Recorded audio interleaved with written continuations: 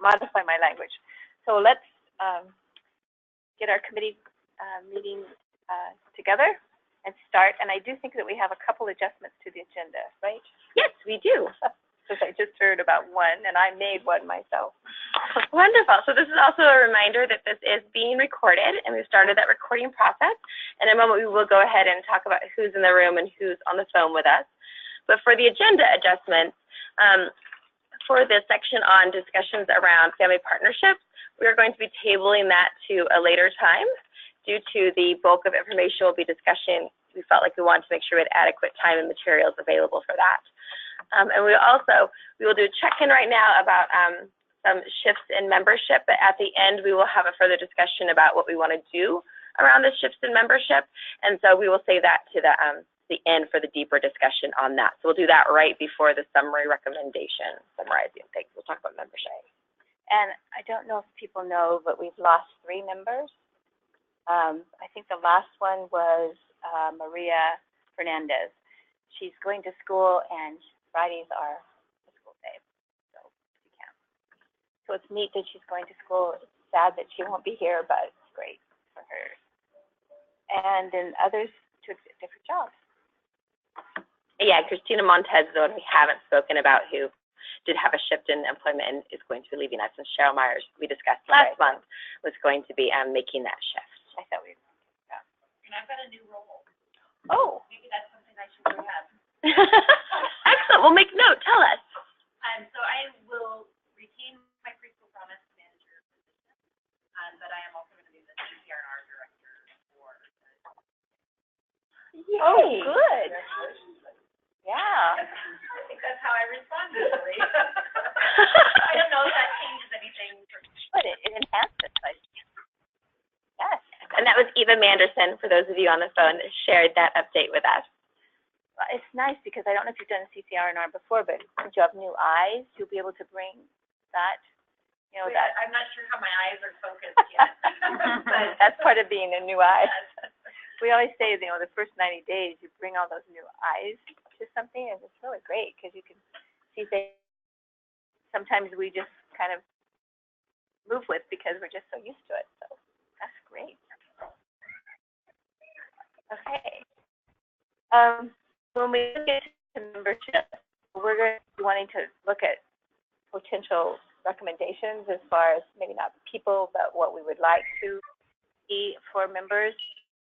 And we really would like to put some emphasis on some diversity so that we can be looking at that aspect. So just as, you know, random thoughts come into your mind about membership, that will be helpful to be thinking about that. Okay? Right? Yes. Okay, then moving on now to.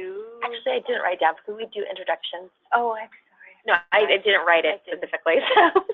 I am so get to the point. Yes. That I forget.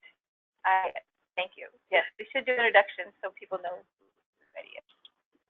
So I will start Donalda Dodson, OCDC, Early Learning Division, or Early Learning Council. It's Friday. Hi, I'm Dawn Woods, and I'm the Child Care Director for the Early Learning Division and staff for this committee. I'm Sabrina, and I'm Albina's Early Head Start. Hi, I'm Bruno Corey. I'm Mount Hood City College Head Start Early Head Start Director.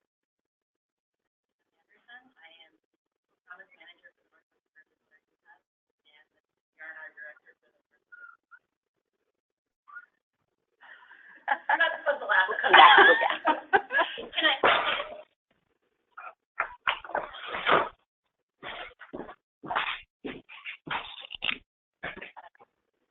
Today is the first day as CPR&R specialist. You're the roundhouse, right? You don't want to. Oregon Early Learning.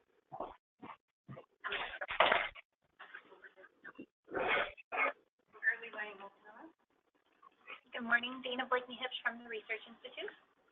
Also, Robin Lopez-Melton from the Research Institute. We're not members of the committee. We're just here to present. And I'm Meredith Russell with the Early Learning Division. And I'm Shauna Rodriguez, also with the Early Learning Division as one of the staff on this committee. So then we can. Oh, yes. go right ahead. And don't forget to mute when you're not speaking, but unmute to tell us that you're here. Go ahead. So who's on the phone? Renee, do I have? Hi, everyone. This is Renee from the YMCA's of Oregon. Anyone else on the phone? This is Catherine Slaybaugh, and I'm with Kaplan Early Learning Company. Okay, great. Great, and if we can have Kristen introduce herself. She's our virtual valet this morning. I'm President Keeper. I'm with Early Learning Division. I'm your virtual valet. And just to make note, Calypso and Ladd did say that she would be unavailable today, as well as Marina Merrill, Robin Hill Dunbar, and Betty Still, because they all had other obligations that made it so they were unable to attend today. And Lisa, we're doing introduction. Multnomah Early Childhood Program. Yes, nice. Thank you.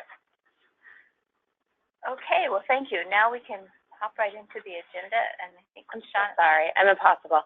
Kristen has sent an email, and she just said it not too long ago, that Kristen does have a really important thing that's happening in Centennial School District, so she needed to be present, but she was going to try to join us via phone, so she might be jumping in and out just to clarify that she will be hopefully joining us at some point in time. Okay, sorry. I had to look at my emails. And now? Yes. We've been working on grants in my office, so we're kind of a little rummy. So now, Shauna, I think you're the next guiding the tools. Yes, so we went ahead. It was included in what was passed out to everyone, an email to those of us that are not present. We went ahead and sent out again our guiding principle document that helps us to kind of frame the work that we're doing and assuring that we're kind of staying on track with the goals of this group. And again, on the front of it, it has the Early Learning Council guiding principles, and then at the end, the Sparc goals specific to the work that we are doing.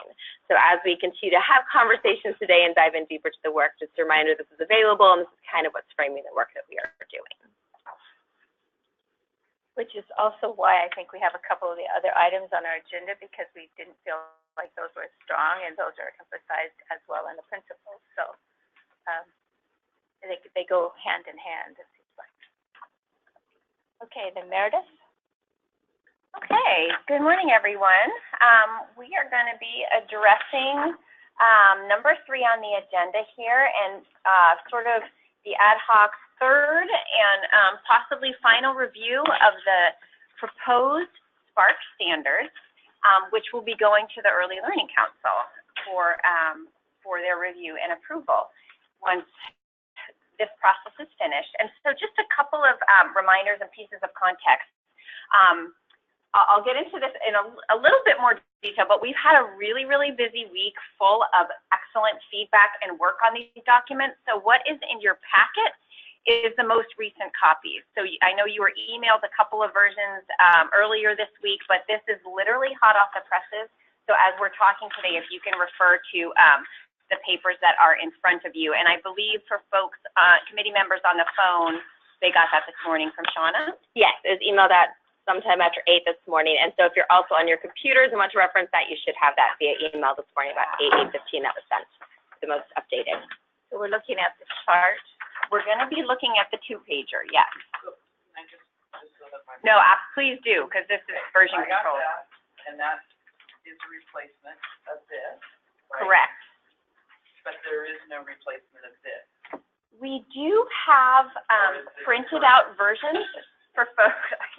No, so this is not correct at all, but. Yeah, so Everything has been updated, correct? I did pull the 1-pager out of the version that we printed this morning.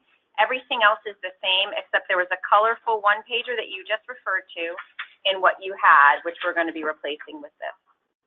I'm going to spend all afternoon on version control getting this all this all up and running. I should hold this as not being accurate. You can do that, yeah. Or you could just rip out the 1 page and the rest of it is the same. Oh, the rest is the same. The rest Oh, is it is the same, okay. Okay. yeah, So I just rip out this page and put the September 14th. correct. Got it. Thank you. No, I think it's worth taking the time on this. So I think I'm just going to say it again for folks on the phone. So you received via email something that looks like this, and it's the same version we'll be looking at today, except the 1-pager with the chart of the standards can can be pulled out and replaced with this two-pager. Would anybody like a hard copy of this in front of them? Got it? Okay. That's absolutely.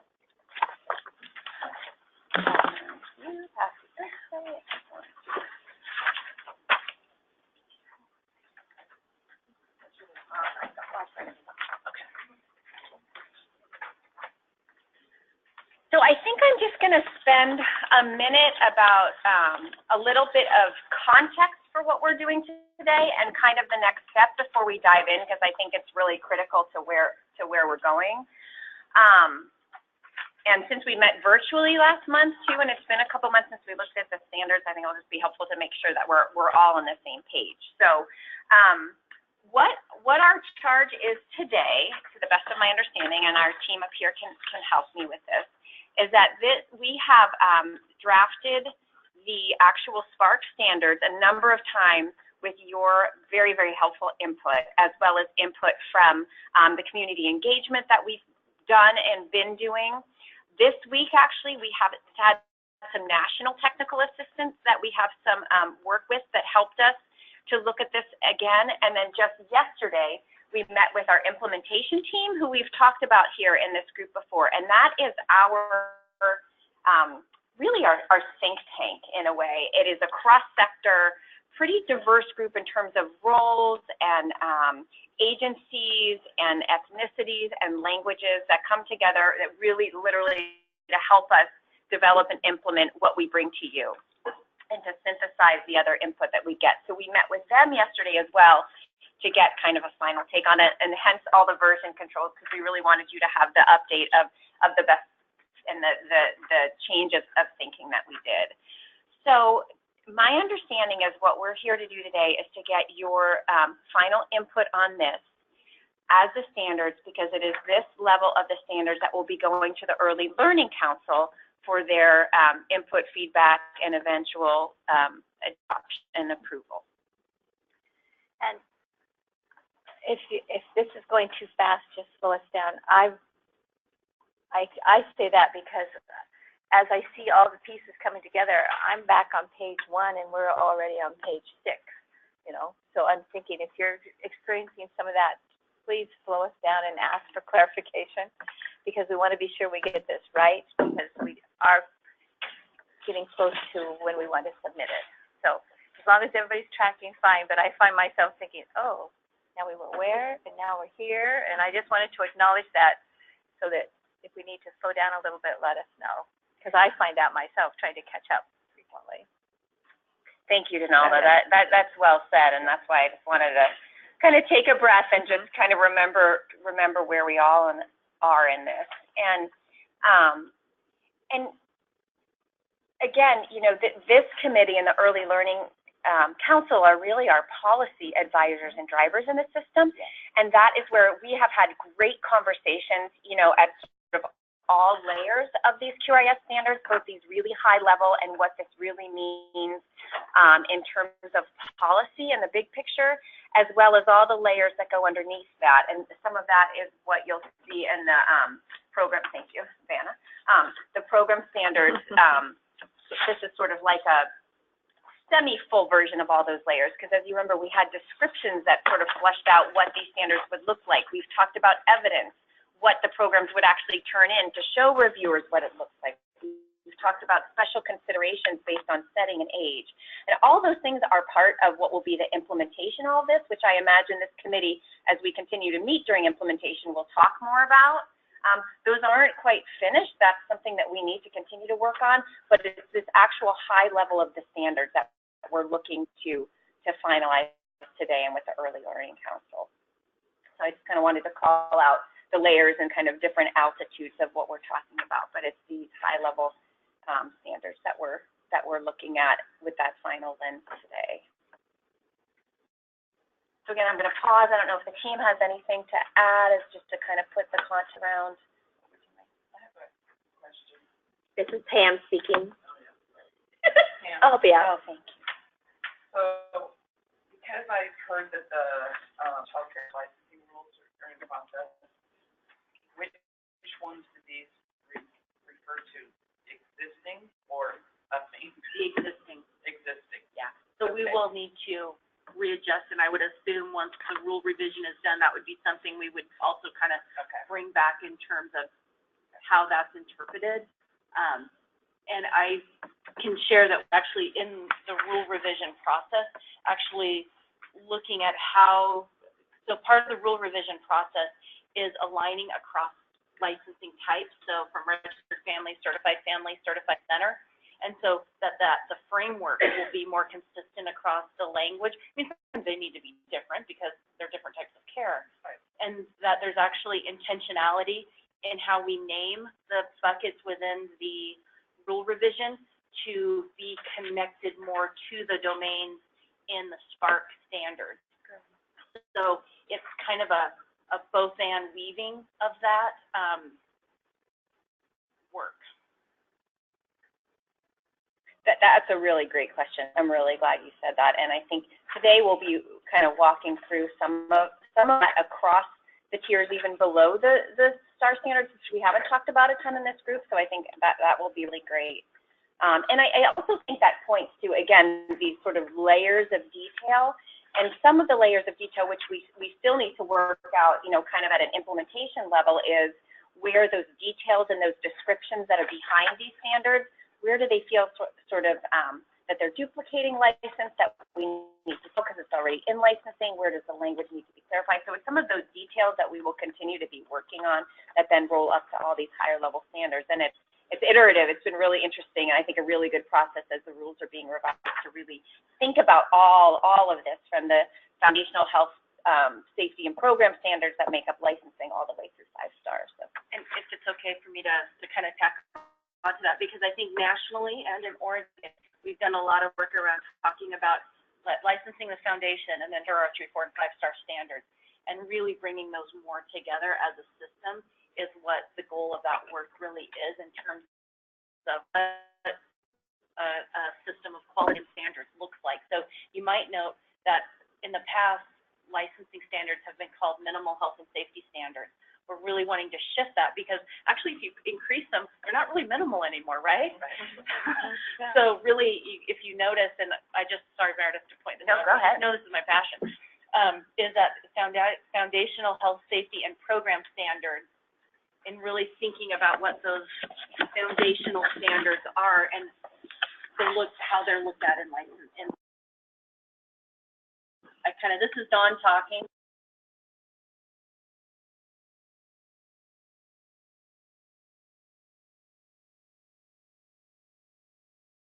I mean, I know that Roughly. Yeah. So our hope is to get the child care rules promulgated in the early winter, but I think it's important to note, because they are so massive, there will be an implementation time. So it's not just once they're done. We're going to need like a 9-month implementation period to change form, data system, all that kind of stuff. So we're really still in the policy development phase of that, going out, doing community engagement on the different buckets of the work. So that's where the rough time frame is for that. That was Pam, that's the question, and Dawn that answered it. And if everyone can speak up, our folks on the phone are having a hard time hearing us, which is why I tried to move that a little bit closer. I wonder if I don't have a problem with that volume. We should move that closer. I own it. Is that up as high? I don't think that changes the date here. It should go here. Okay. And Kristen Clotter has joined us on the phone, and she's working on calling in now. So just been.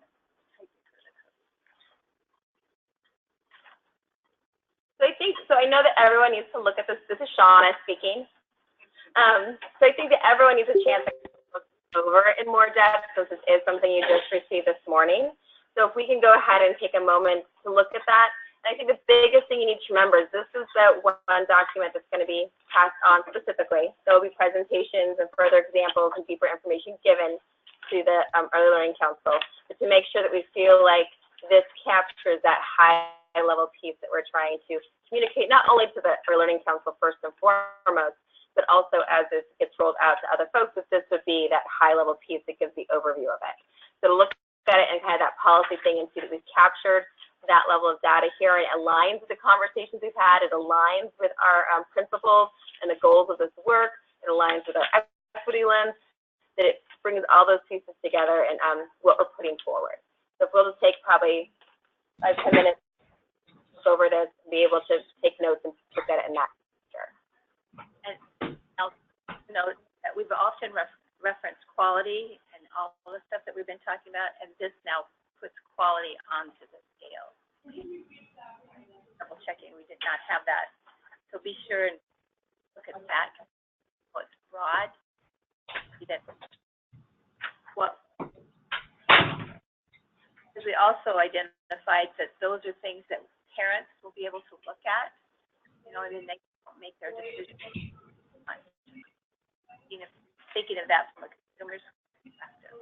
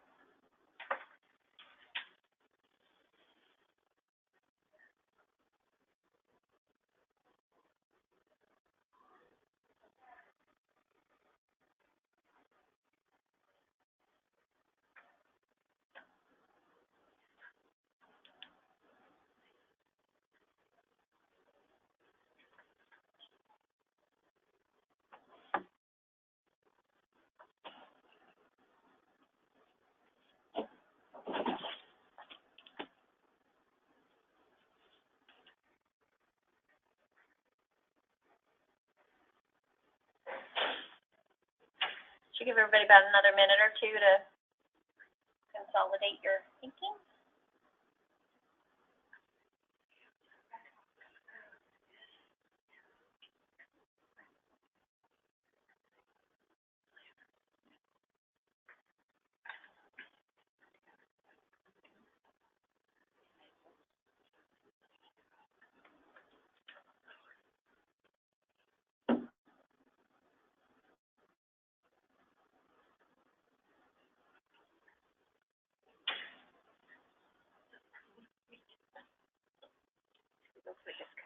Are we ready? Okay.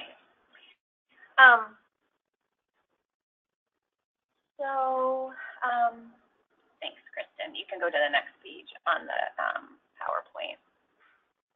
So again, just to Donalda's point, to just kind of for us to take a breath and think about where we've come from and where we're headed.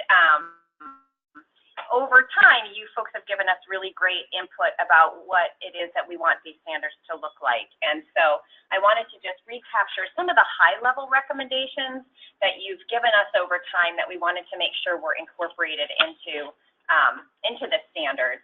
And I'm not necessarily going to read through all of these, but you can see that we've not only incorporated all of the different categories or domains across the tiers, but we've also included those bottom level tiers, or what we used to call, licensing and commitment to quality on this document as well. And we're going to talk about that in a little more detail in just a few minutes. Obviously, we have been talking in great depth about the importance that the standards reflect the values and the value in equity and diversity.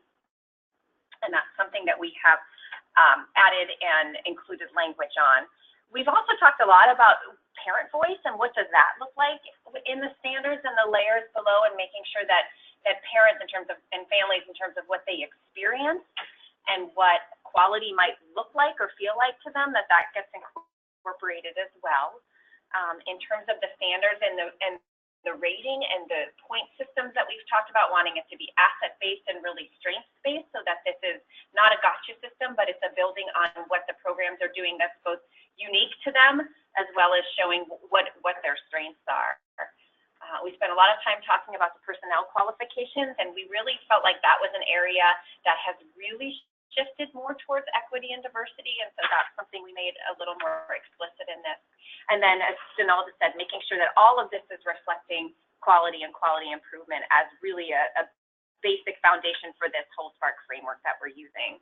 And I, just as a really great tool, we've got the Early Learning Council principles and the Sparc goals, which really come from the equity lens and the racial equity lens that the Early Learning Council and the Early Learning Division uses. And so these aren't the exact questions from the equity lens, but they're reflective of them and built in on them. And so again, as Donalda and Shauna said, this is really what we want to test these standards against. Do these meet our equity goals and values, and are these two documents speaking to each other in that way? And so what I want to do is just highlight a few more things in here, and then we've got some real high-level policy questions that are on the next slide that we'd like to get. I think there's two of them actually that we'd like to get your thoughts on, and then we can also just have a discussion.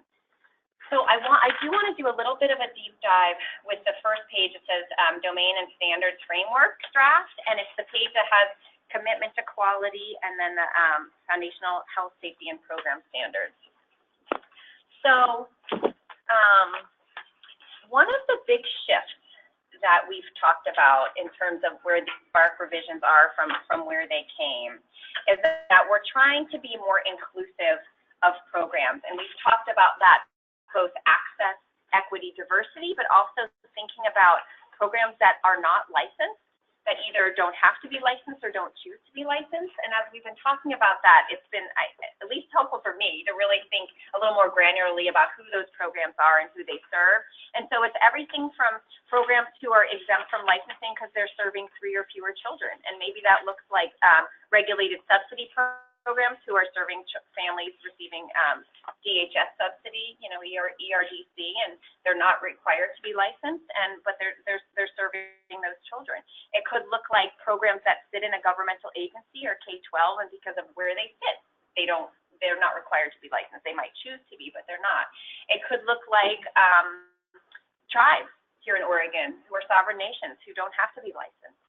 And it could also look like programs that are licensed exempt programmatically because of kind of what they do and how they do it, like a preschool that is 4 hours or less. And so when we think about trying to include all of those types of programs and the children that they serve in here, that's really a shift from where we are now, where the foundation is you have to be a licensed program. And, you know, a big reason for that is because when we think about some of those categories of program, that is often where children furthest from opportunity, children of color, children speaking diverse languages, families seeking culturally relevant care, that's often where those children are, and we certainly want them to have access to Sparc as a framework for their quality improvement and all of the benefits that come with that for their programs and families. So that's a big shift. And then also are really calling out and being explicit that Sparc and the framework is about continuous quality improvement, and the rating is a component, but that quality improvement that comes before, after, during the rating process is so important. And that's where we kind of reconceptualize what you're seeing on this page with the those two categories. In our existing system, it's very linear and very kind of chunked out chronologically. First, you have to be licensed. Then you can enter into the commitment to quality phase, which is where you're getting supports, whether it's the human capital coming from the quality improvement specialist, or it's the financial supports that come, et cetera. And we've talked about, we want all those things to be accessible early on in a program's journey, so that when they're ready, whether they're licensed or not, they can begin to access the standards, the quality improvement, all that kind of stuff. So rather than it be stepped out chronologically, we're using a very technical term in the field called smush. We're smushing these two pieces together. So it could be, I'm a license exempt program, and I don't plan on getting licensed, but I really want to get into this commitment to quality stuff and this continuous quality improvement. So I'm working there, but I'm not licensed. So I'm not going in the same order that we're doing now. It could be that I'm working on licensing, and I'm not ready to go to this other Sparc stuff. I really want to focus on my licensing, and all of those pathways are okay.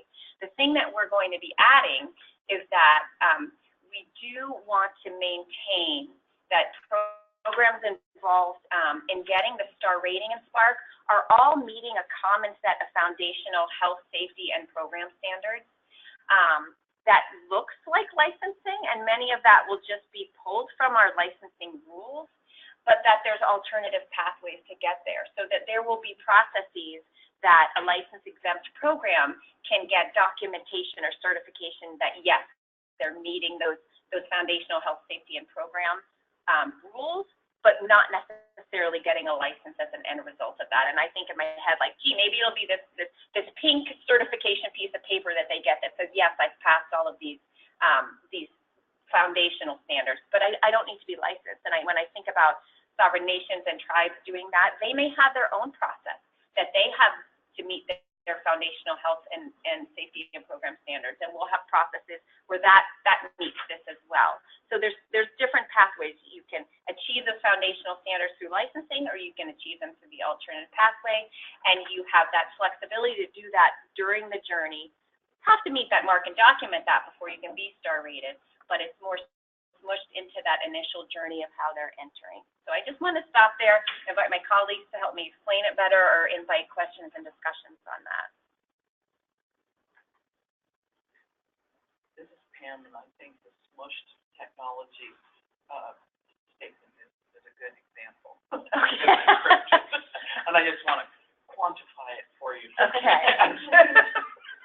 So that it's making conceptual sense, yes, in terms of I'm joking, but at the same time, yes, I am saying that I get it.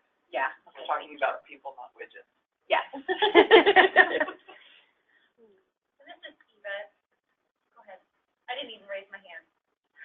But you started, so go ahead. I just jumped in. This is Eva. I really like, especially with my new eyes in CPR and R, as we think about how do we move people from one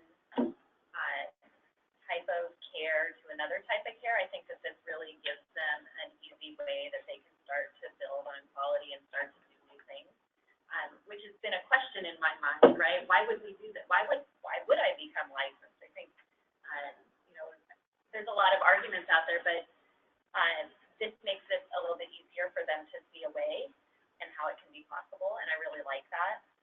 I also really like that still at the 3, 4, and 5 stars, they have completed licensing standards and so on and so forth. So I really appreciate this work. This is Susan, and in the past we had talked about programs that aren't licensed being able to access commitment to quality type support, but this is going further and saying that they would actually be able to be rated. Yes. So non-licensed programs would be able to be rated, but they do need to have documented through a process we'll have that they've met those foundational standards. Okay. Does that answer your question? Okay. This is Nina Smith. So the same thing. So I really appreciate that you wrote in the entryway to the system and a very intentional about inclusion in a variety of service that reach out to the families and children. And then my question is that if you were to get that certificate of verification, who would be the one providing that certification? You know, how? And the practicality.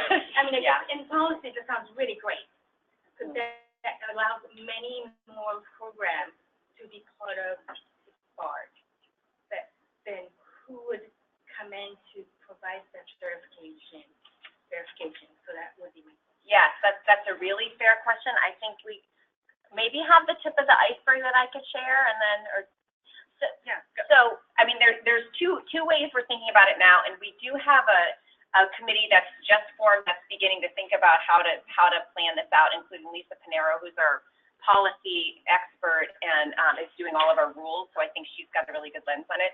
So one pathway will look really specific to the tribes as sovereign nations, and working with them to say, you're sovereign nations, let us know how you're doing it, and then to sort of have, I think different states have done memorandums of understanding or MOUs with them, and so that would be an alternative pathway that would be, you know, sort of a package that we would work with them to accept.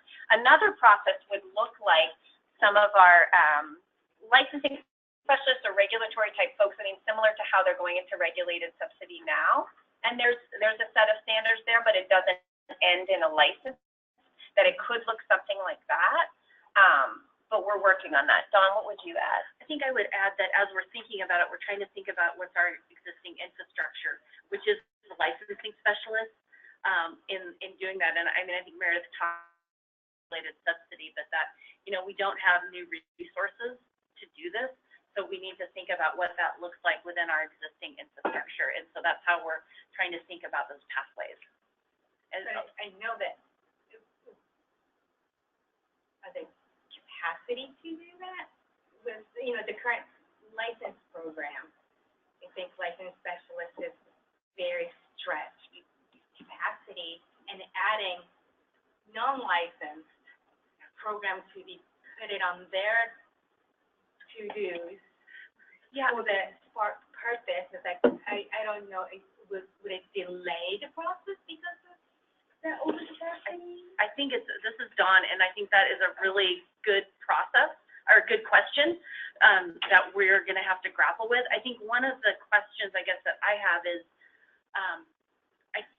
like, how many programs are going to want to move down that path? I think that's the unknown, that we don't know. I think in terms of when we think about other funds that maybe go out, I feel like that those programs may be in that realm of wanting to do it because there's dollars associated with it. There's that additional support to do that.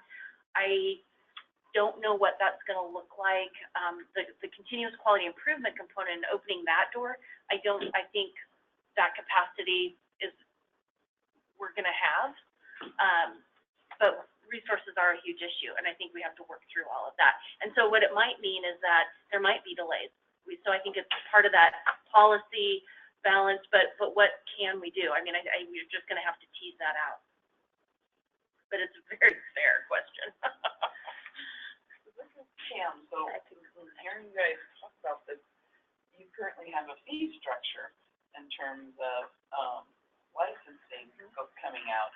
So if they're gonna come out to programs that aren't gonna be licensed, is there gonna be a fee structure? And then how does that make them that much different from being licensed, except for just having a different tier of license? I think you guys are asking all the great questions that this work group is working on, so those are the questions that are being elevated that we're gonna need to work through. But we need to create this other pathway. Yeah. I mean, and so we're figuring it out, yeah. So this is to know this. So really, this standard, though, kind of will help you. I mean, it's kind of the roadmap to how you work with those in the community to be able to say this is, so you can know where you fit in the service system within Oregon. And I think this is Dawn, and I think, you're right, I think it's that policy should drive what we do, and then we have to figure out the resources. So I think that's why this is an important group in looking at what is the policy that we want, and then it's kind of our job to figure out what's that gonna look like, how far can we take that with our resources.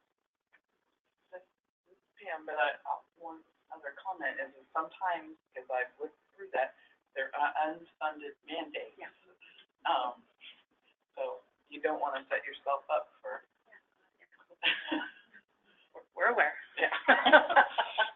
And this is CDF reauthorization, I'm just noting, I've had some experience with no more funding and new stuff to do. And this is Meredith again, and I just want to highlight something, the way this document is set up. We really wanted to do a crosswalk and kind of show how the foundational health program and safety standards and licensing standards kind of fit into these domains across the domains of Sparc. I want to be really clear that it's not a one-to-one matching situation. What I did was I pulled out some of the categories, those of you that are familiar with rule books, like the table of contents, that do happen to fit in the domains, but it might be that this type of thing is mentioned one time in a very narrow way or one time in a broad way. Certainly the licensing does not match up with the number of standards and indicators and the detail that we have across these domains. Also, when we're talking about meeting those foundational health program and safety standards, we're talking about programs meeting all of them, whether they're going to the licensed or those alternative paths, not just the ones that happen to match with the Sparc domain. So it is a really big set of foundational standards, and so it's all of them, not just the ones that we've called out here because they crosswalk. So it's a big lift, and as Shauna was just saying, I think that could be something in terms of implementation that we bring policy level questions to you folks about another time. So that's something we could dive deeper in the future. So are there any more questions about these first two concepts, or shall we flip to page 2? This is Pam, and I'm looking at the inclusion of children, families, and cultures piece. And I know it's been controversial as to whether or not you call out children that are experiencing a disability or not when you say all children, but I did just notice that there is no reference to that, and I just think that if we're speaking to all different types of programs, that maybe it's important to be a little more specific. And this is Lisa, and I noticed that right away. So I do think it's something to note and be aware of. Thank you. That's really helpful, and that's exactly kind of where we're going with one of our high-level policy questions. So I want to definitely come back to that as a whole. Thank you. That's just double checking with one of our principles too. Children furthest from opportunity. Disabilities is one of those. I mean, that's identified. I don't know if that's some terminology we might want to look at, since that's a new terminology we're trying to talk about. Not saying low income or this, but talking about furthest from opportunity. Thank you. starting to tie pieces together. So as we turn to page 2 and we see the 3, 4, and 5-star standards, just a couple things I wanted to highlight on here. As we've talked about, we've really tried to include some wording that shows how each of these tiers builds on the ones before it. You can see that we have included children's safety and program stability as a domain across the top, which, as we've talked about, that's something that's a little bit different in the way that we're doing it now and has caused some road bumps. So really trying to include that as an important domain in all of the standards. Showing the wording, trying to show the improvement component where the standards are increasing through the star levels in terms of intentionality and planning for the program, and trying to stay at a high level to keep these standards at that sort of top of all of the layers, but also including enough to kind of give the meat and the intention behind them. Yeah. Kristen has a note about checking this. Oh, Yeah, actually, I was thank just you. thinking, so Renee had said, as part of what we just discussed and all the feedback, that she would like to echo that, and she really appreciated the inclusion of the licensing varieties, and talked about the YMCA's have a lot of exempt after-school programs, so to make sure we keep the after-school programs in that list too, we would like to participate in quality improvement opportunities, so to make sure we keep that on our list of the folks we're looking at. Thank you very much, Renee, for adding that. This is Denelda. Is there a need to further explain that then in the first level? I mean, the health and safety seems to be pretty obvious, but some of the other kind of softer components, I don't know if they're softer, but they're not as in your face. Health and safety seems to be really dominant, but there's some other kinds of things that seem to be coming up. That's probably something the work group will look at more closely, looking at that piece, and then when they come back to us, I think the feedback, adding that piece, making sure we look beyond health and safety, making sure that we look at, try to note them, to make sure that we think about the fee structure and how this will be maintained, and then also looking at the burden on the system, and to make sure that we keep that in mind, and if messaging, if nothing else to say that will change the system, that we keep all those pieces, we can give to the work group those different pieces we discussed, and then they can come back and present to us as we start building out our work plan, which will be something we'll do in the next few meetings, to look at a place they can come back and connect with us once this piece is done. But that's all great feedback to make sure that we get them. I just didn't want to lose that. I mean, yeah, this is obvious, but some of those other comments, we want to be sure we move that forward. Great. it does make me wonder though, Denalda, I'm not sure if this is where you were going, but just in I guess I'm back on page 1 again. In the discussion there, do we need to call out in this 2-pager that we are talking about license and license exempts? Because I'm just wondering, given the existing pyramid where it's so clear licensing is the foundation, and I think that's just been an understanding that you have to be licensed, and this is such a shift. I'm just wondering if somewhere on that page 1 we don't want to add, for licensed and license exempt programs, maybe another little box to address some of the things. This is Pam. Yeah. I agree, Meredith. It was, because when I read through it, the first thing I did was like, program is committed to meeting licensing standards, and I underlined, what do you mean meeting? And then when you talked, I was like, okay, I got it. But I wouldn't have got it. At first I was like, what do you mean I'm committed to meeting them? I should be meeting because I'm so licensed, kind of a thing. And so it doesn't really clearly say I can be unlicensed. Yeah. This is Dawn, and I wonder, there might be 2 ways we play with it, either in the words, then you start doing a lot of words as much, or is it coming up with a visual that frames it up before looking then at the document so you see it? I see what you're saying. I'm not sure. I think there's ways we could play with, but I absolutely see the need to clarify up front when you're reading it. It's you know what you're reading. Yeah. Frame, a new lens that you're reading it from. And this is Denelda, I think maybe what that sparked me to think there are 2 standards really. There's the licensing standard and there's the standard. And maybe we haven't made that differentiation, that it's a continuum. So we may have to call that. When you said that, I thought, oh, that's because they're two. But I hadn't thought of that before. So from the chat box, Kristen just said she concurs with Pam.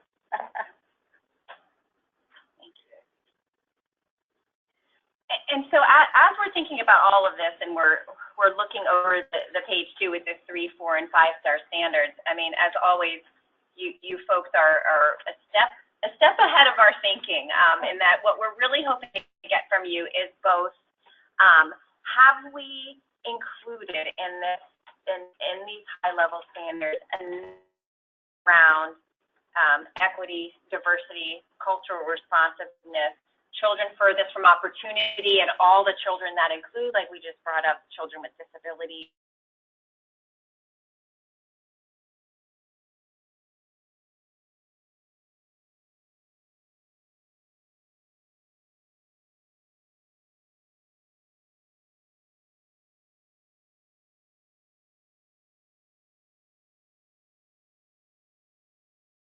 Be culturally responsive and what that looks like in their materials and their interactions and et cetera, et cetera, et cetera.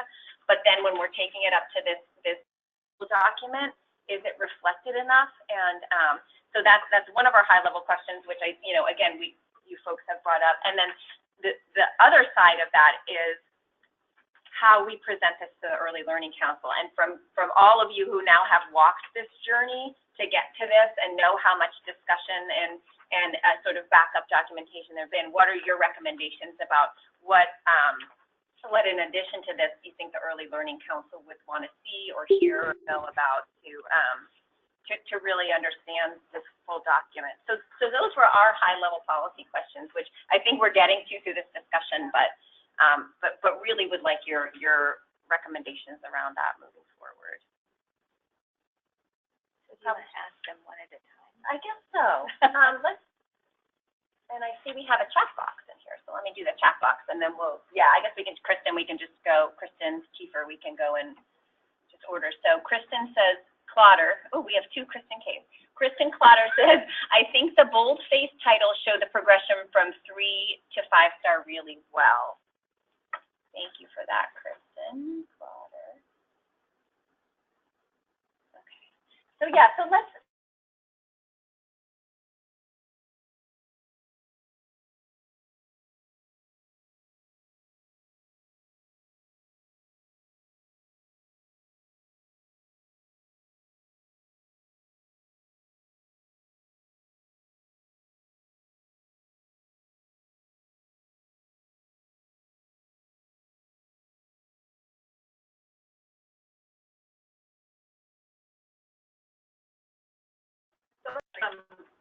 and I don't know if there's time and room for some of that to be improved. For example, development. The 3-star is really, really great. But in the 4 and 5-star, it gets a little muddy for me, especially because appropriate adult-child interactions are over it. So, and to me, I think planned curriculum should be in 4-star, and then 5-star should be evaluate and individualize curriculum.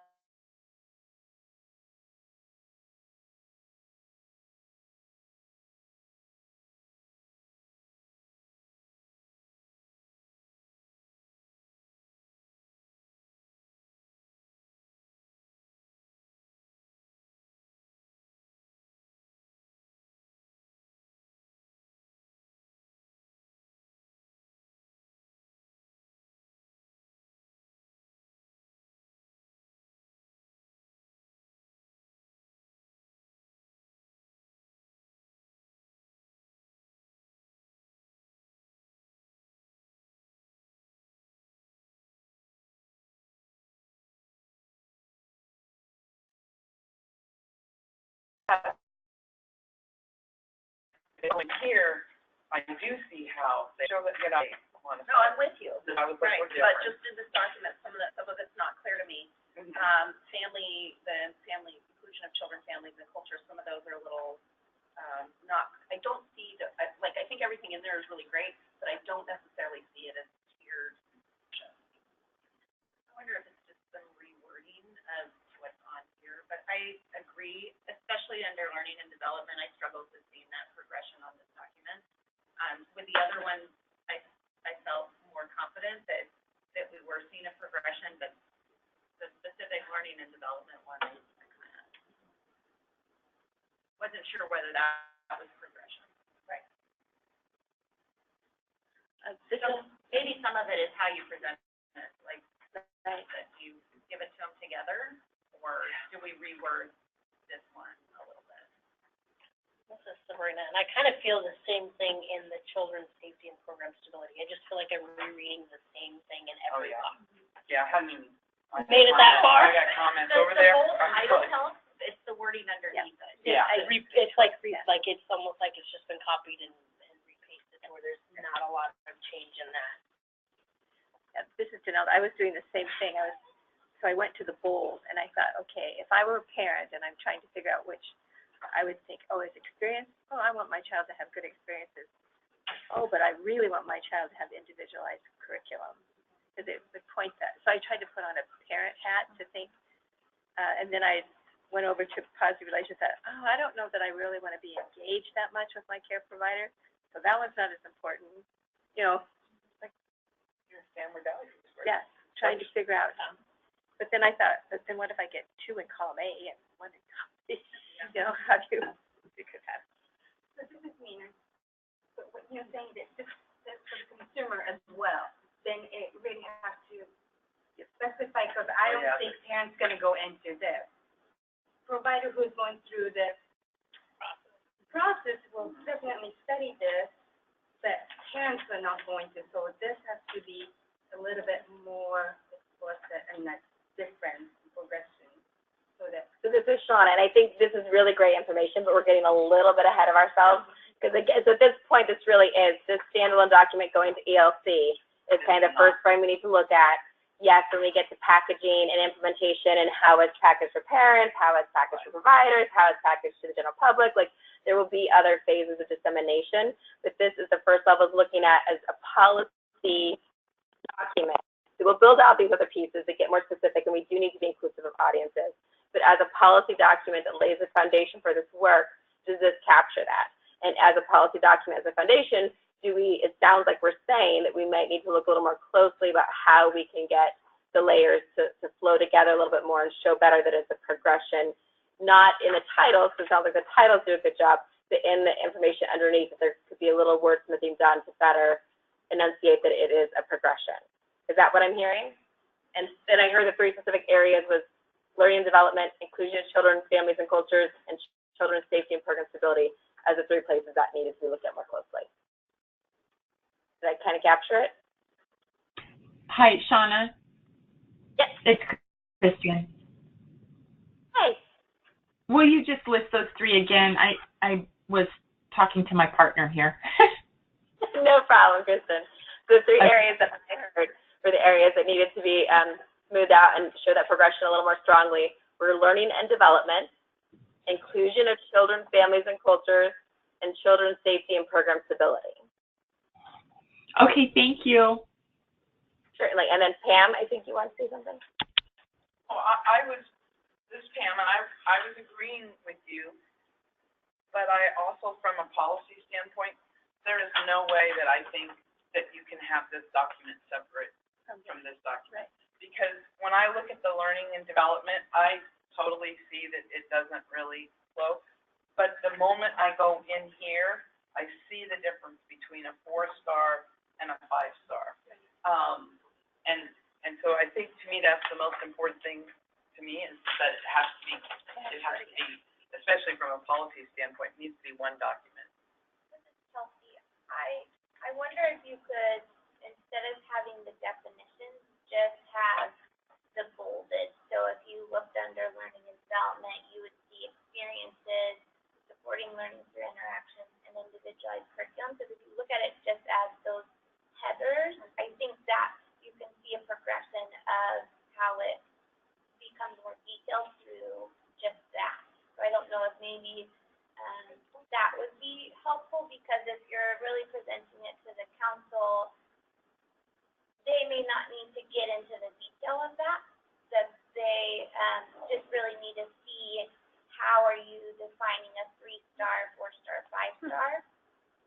I didn't know, because I can see it the way that Pam is seeing it, but I can also see it as experiences versus supporting learning through interactions. You can tell that the teacher's really involved if they're supporting the learning, and then when you're talking about individualized curriculum, that's a whole other level.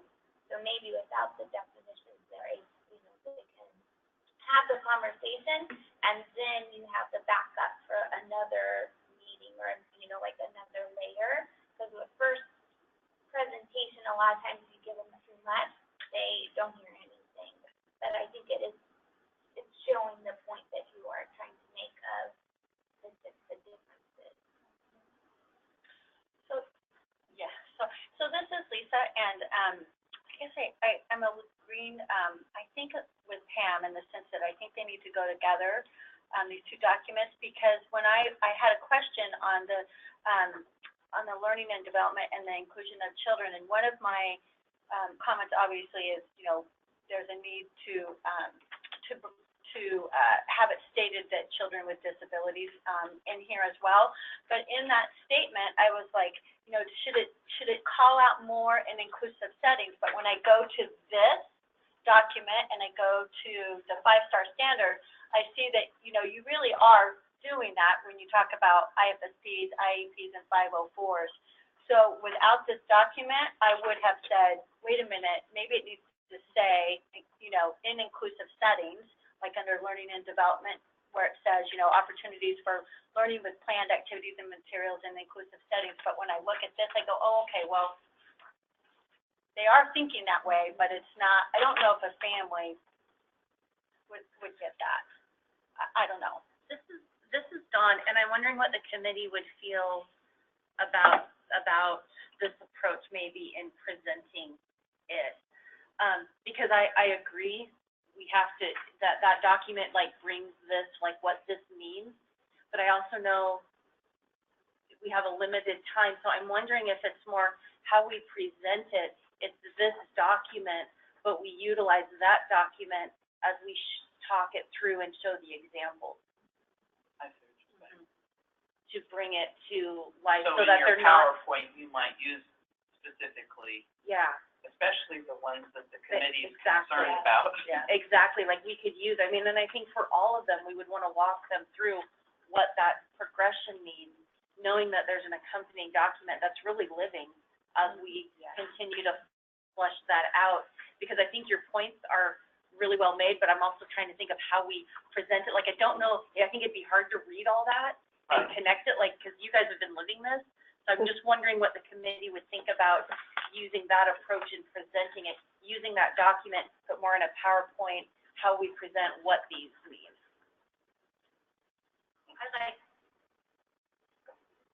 This is Eva. I like that idea. Okay. I also like the point that Chelsea made about simplifying it a little bit for the council, so they're getting the titles and then supporting that presentation with the other documents. Hi, this is Kristen. Go ahead, Kristen. I didn't wait for the other person's comment to be answered. I just realized that. Sorry. No, we just heard it. We're good. Go ahead, Kristen. Oh, okay. That was just a comment. It wasn't. Okay. I don't know if this is the appropriate time, but I have two really quick wordsmithing suggestions that might make some of us feel better about the progression and the descriptions that are under the boldface. Should I give those 3 suggestions? Sure. Okay, so under learning and development, my suggestion is on 5-star individualized curriculum to write planned curriculum responds to individual, that's it, and then continue the way you've got it. Because the idea of a responsive environment ties in both with curriculum that a lot of people I think are using in childcare now, and it's a word that's used with equity work. Oh, good point about the response. So it's my idea. So there's one. You could talk amongst yourselves, but I'll give you the other two. Also, then under inclusion of children, families, and culture, 5-star family engagement, I would write it like programs are committed to and value incorporating families in program planning and activities. And I think incorporating moves it from the 4-star level of supporting to really being a part of the program, and then valuing is something that is also used in equity work. Great. Thank you. Those, catching the equity component.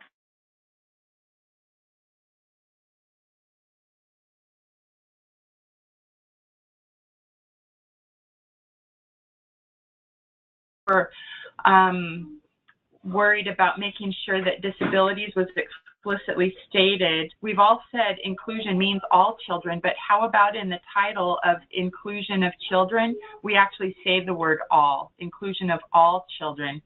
For me, that does it. That really like makes me think about everything. Thanks, Kristen. Yes, thank you. Okay, I'm muting now. This is Chelsea. I had a, not necessarily wordsmith, but under personnel qualifications, using the word substantial in the 4-star, if that could be explained more or not. It's just that word seems so subjective as far as what's substantial for someone versus another, and that if it does say to have a good definition of what that looks like down the road once it's kind of fleshed out, and that goes same for under 5-star, under personnel, highly qualified, because I think that also can look very different. And I mean, down the road, if it's really said like this is what it is, then that will make sense, and just knowing that connection. So. This is Pam. It's just a minor thing, but you have a little typo under inclusion in the first section, families welcome. It should say in a positive. And it just says families a positive. It should be in a positive culture. Thank you.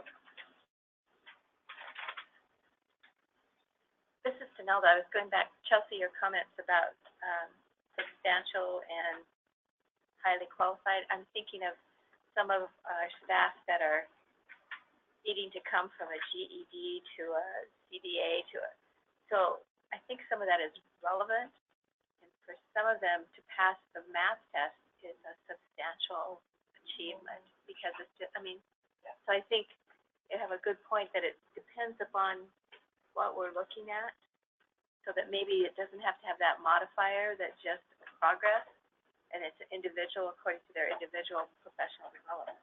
That makes sense. So that we aren't trying to put everybody in the same box of you're going for your BA, that's what it is. But maybe going for your CBA.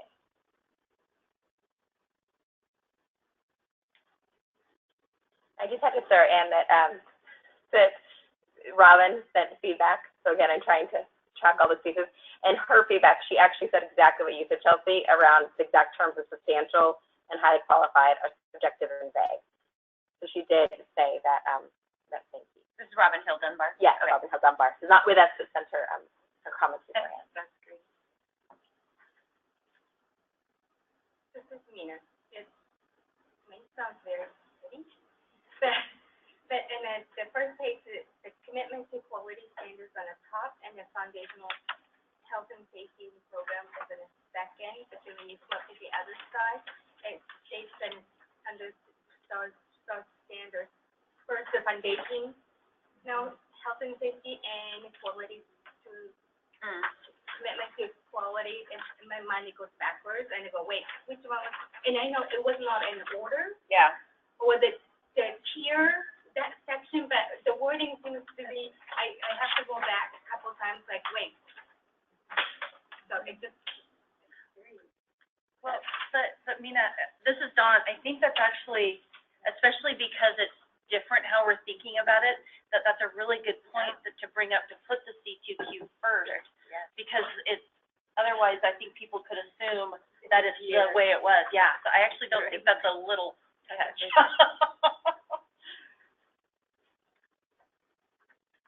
Can I ask a clarification, because I have heard very much the idea that all need to be sure that we're including children with different abilities. But we know that sorry, this is Robin Lopez Melton. But we know it also includes many other things. And we have the definition under the description. Is it that we want to make sure that it's listed out? It's something that we did on professional development planning, where we qualified what qualifications meant. Do we want to put all, including races, ethnic groups, religions, family structures, culture, sexual orientation, gender identity, and abilities? Is it, I think that gets to the high level question, is it obvious that we mean that, or should we be explicit and state it right there? That isn't where, I wasn't sure where we were going with that. Is it clear enough, or is it not clear enough? So I wanted a little more guidance. And that's what I meant, that I think that it's controversial, and sometimes because if you start listing out, have you listed everything out, versus not listing it out, then I don't know that there's a right way. This is Lisa. I actually think it should be listed out. I think that I think there will be people who will wonder about that, for sure.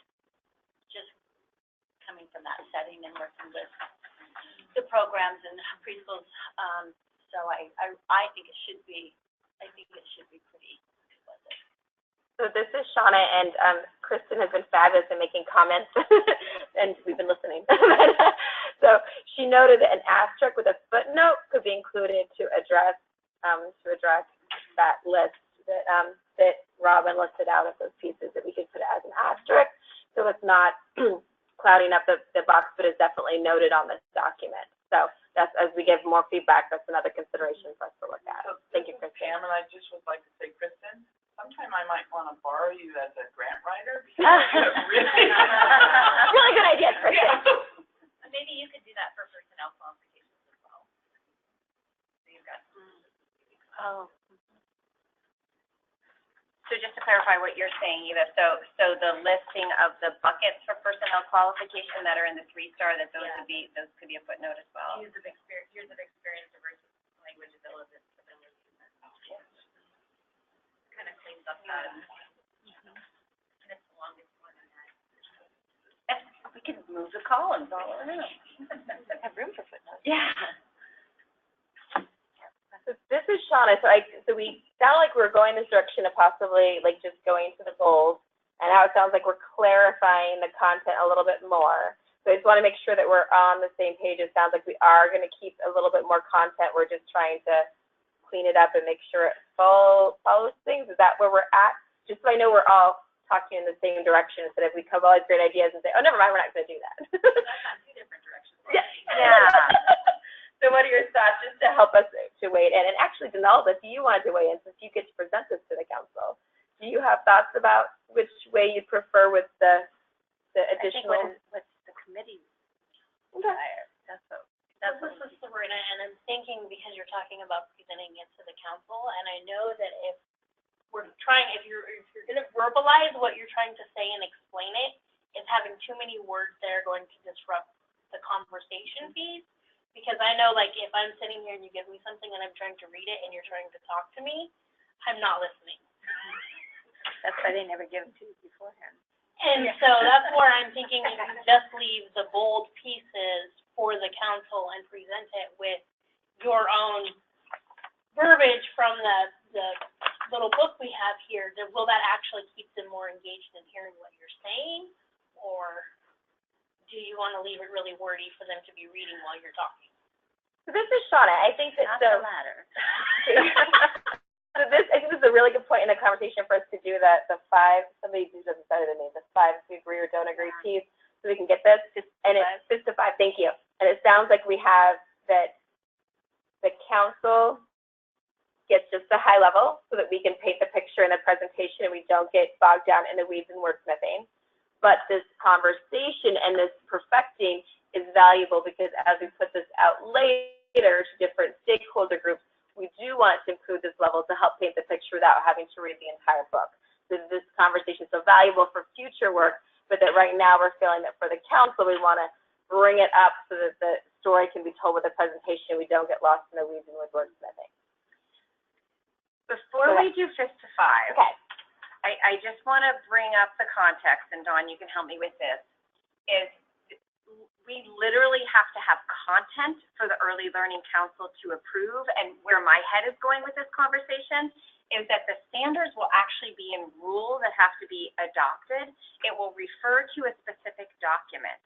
And so, and that's not, you know, there's pros and cons and goods and bads, but I guess I'm having that lens as we're talking about it. So the rule is going to refer to a document. So if we take out the descriptors, you know, in each box, which I think is what we're fist-fiving on, and just have the high-level bold, those will be Oregon standards that are adopted by the Early Learning Council. If we leave in these descriptors here, those are the documents that will be, you know, public Oregon's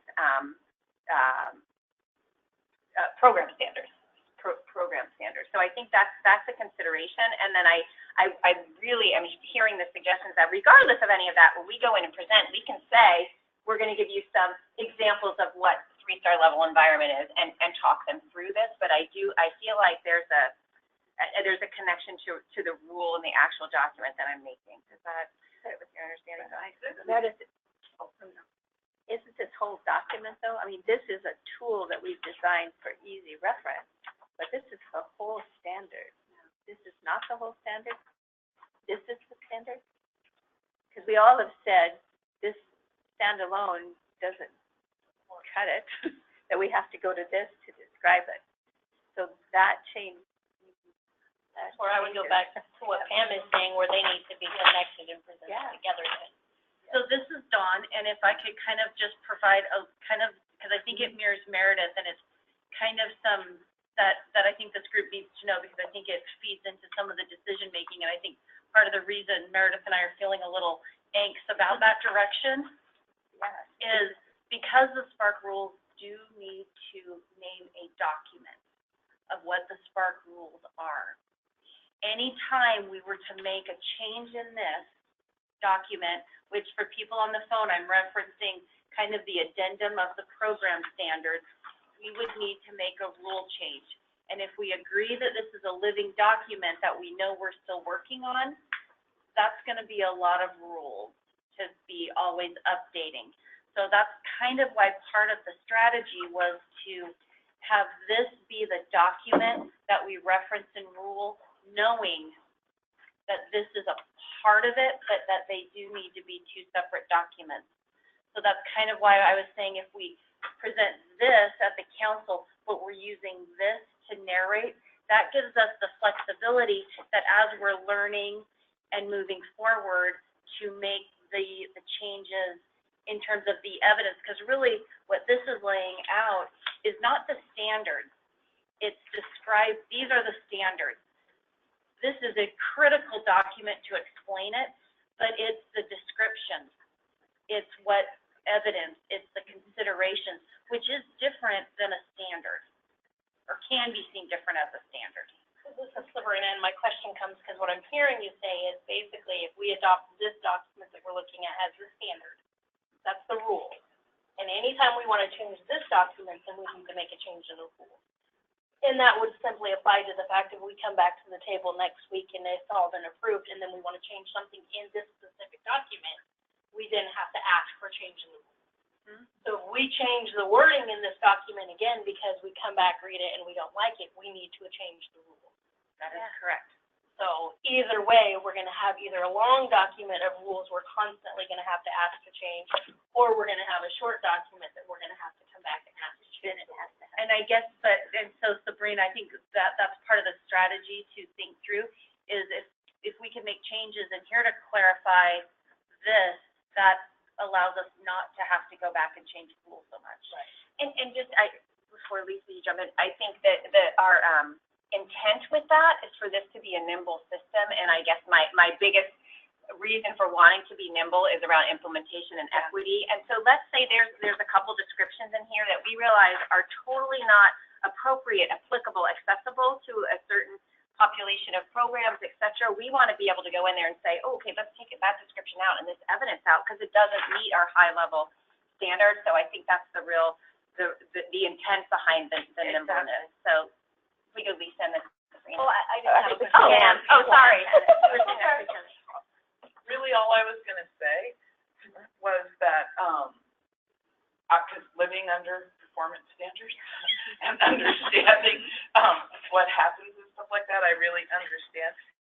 And again, I just want to reiterate that I think that the committee has made its statements about what it wants, but how it's implemented needs to be done by the experts that are dealing with the politics of what needs to be a law, and also Zavalva needs to know who is she presenting to. Are these people that are dive deep, or are these people that are surface? Because I would do a different presentation.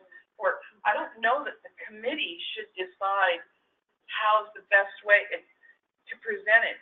That's this team up here, in my opinion, because that's their expertise and their knowledge. And they're the ones that are going to do it. I think what we need to talk about is the content. And then, yes, when it gets to the stages of rolling it out to communicating to different things, I think that that's where we have. But what you're talking about really needs to happen at your level. And I support that. Suzanne? I'm just concerned that, sorry, this is Susan. I'm concerned that if we just give bold to the Early Learning Council, they are a sharp bunch, and they'll say, you've been working how long, and this is what you gave us. And push it back. And I don't want to keep the process from moving along because we didn't give them enough information. Sabrina? I see it both ways. I guess the one piece I see is that way is like, making sure we give it, but the other piece is, in my brain, I'm thinking then we really need to be fine-tuning this and making sure it says exactly what we all wanted to say, because otherwise we have to ask to change the rules once this document is approved. Like, then it no longer is just us coming and changing it and then asking, sending it back. Like, it's a different process. And this is Benelda. I have to say, I thought we were doing the whole packet, so. Yeah, I got that. Yeah. So this is the standard. And given your comment about performance standards, this is going to be the way we measure everything and look at everything. So we have to be sure it articulates what we said, and that's what the council is going to want to know, because that's what they're approving. Which I think means that we need to go back and look at those sections that we had questions about, whether this shows the progression. We need to look at the words. Like, kind of like a standalone, because it's going to stand alone. I mean, I can second Head Start standards. I mean, there's a lot of things in there where you're constantly going back and being like, what exactly does this mean? Because the federal government keeps reinterpreting. New PRs. And just when you think you understand what it says, it's not what it says. So that was a really great clarification. Thank you. That was super, because I had no idea. No, me neither. So I'm sorry I didn't lead us down the right path. Well, I expected to see some numbers on it if it was going to be, you know what I mean, like OARs or something. Yeah. This is Shauna, just to kind of bring this back around. It sounds like we're getting a good understanding of what needs to be codified and kept in roll and what needs to be nimble. We aren't going to hide that other document from the council. I'm sure they will actually ask to see it, and they'll probably get it. And we have our timeline. If we approve things the way we plan on it, that they will have a little bit of time to look at things and ask for more. So it's not like we're not going to share that, but we just want to be clear on what can be adjusted by the council, should be looked at by the council, adopted by the council at this level, and any other comments will come back as recommendations for this committee to better incorporate into these other supporting documents and the implementation and the way the system works. based on this conversation, it sounds like folks are like, oh yeah, we need to have that little bit extra written in there. Am I getting that correctly? I see a couple with hands. Not Chelsea. I don't, because if what you're trying to get approved is the standard, I see the standard as supportive environment, and the indicator is indoor and outdoor environments, materials and support. And so I kind of, in my mind, broke it up already, that the standard is supportive environment, and then you're giving like the little descriptor indicator of what that looks like in the program. So as for the council, if they're approving this standard for Sparc, that they know that supportive environment is a 3-star standard, land environment is a 4-star standard, and enhanced environment is a 5-star standard. And if those aren't if the bold is not what you want to stand on, then that's really where the language dissecting would need to be. So this is Shauna, and what I'm going to propose is it's past break time already. I do want to see if anyone else wants to weigh in on this piece, and then I think maybe we will talk during the break and have a better sense of what we want to provide to you guys in finalizing this, so that we can have like a little 15-minute break for that. So before we go to that, it was noted what Chelsea added in for her piece. Is there anyone else that wants to add in thoughts around just the bold or include the piece written after it before we go to break? I would just note that if we're going to do just the bold, that under learning and development, it says just experiences. And if we're only going to use the bold, that's not enough. And as parting thought as we go on break is, this will be the law. And if you're trying to interpret the law, does this give you enough to say what you're doing? I mean, I think of that. It is. It's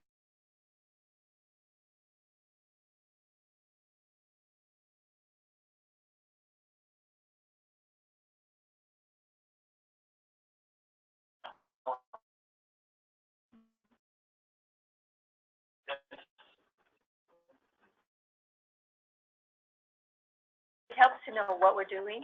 Yeah. Which is really concentrating on this paper that will become the standard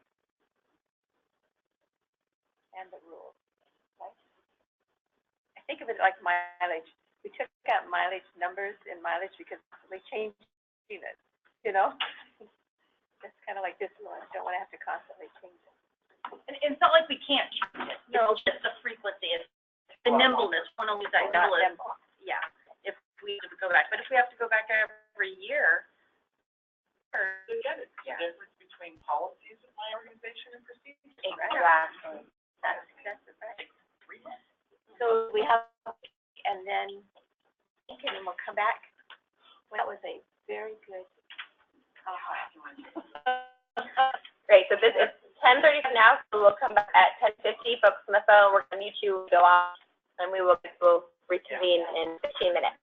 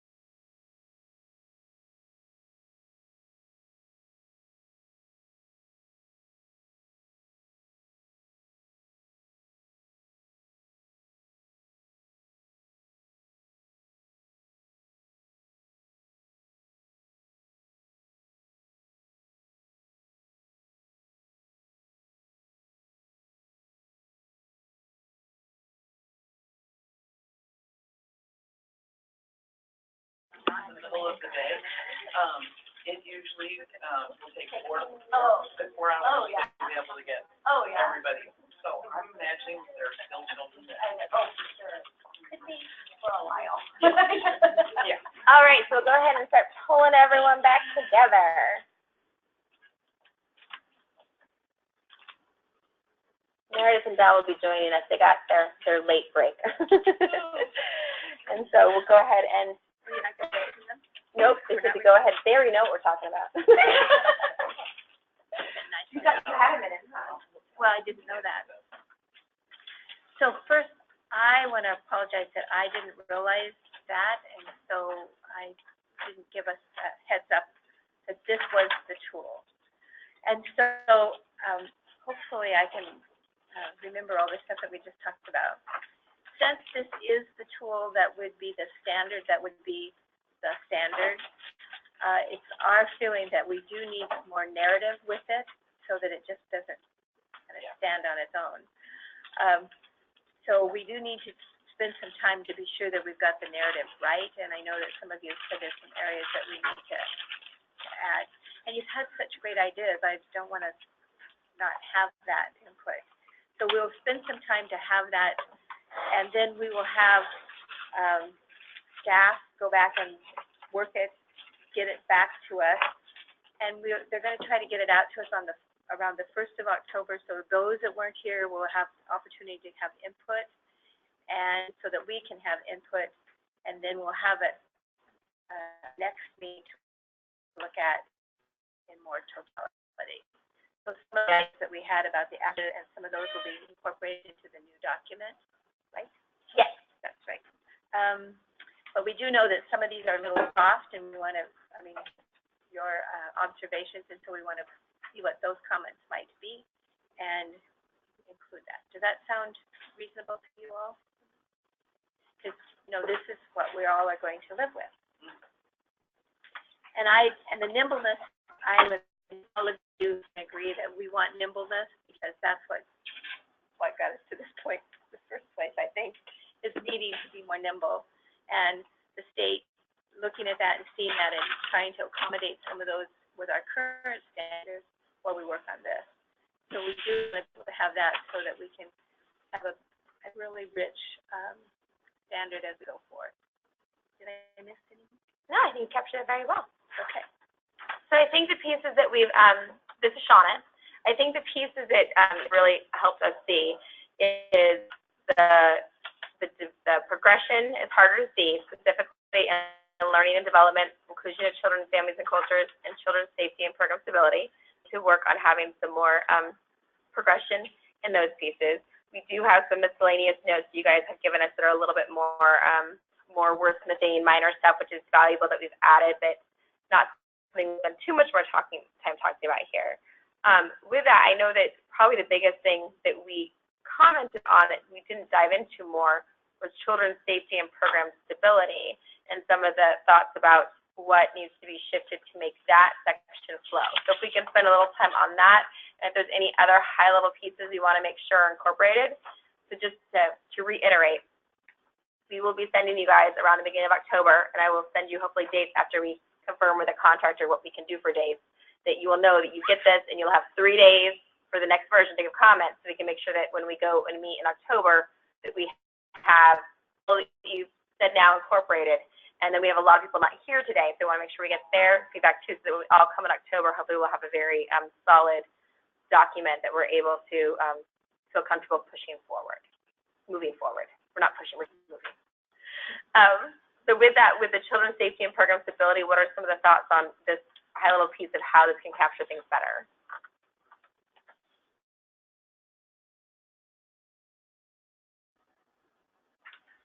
I guess I'd want to know more because when I look at this doesn't really tell me anything more than this.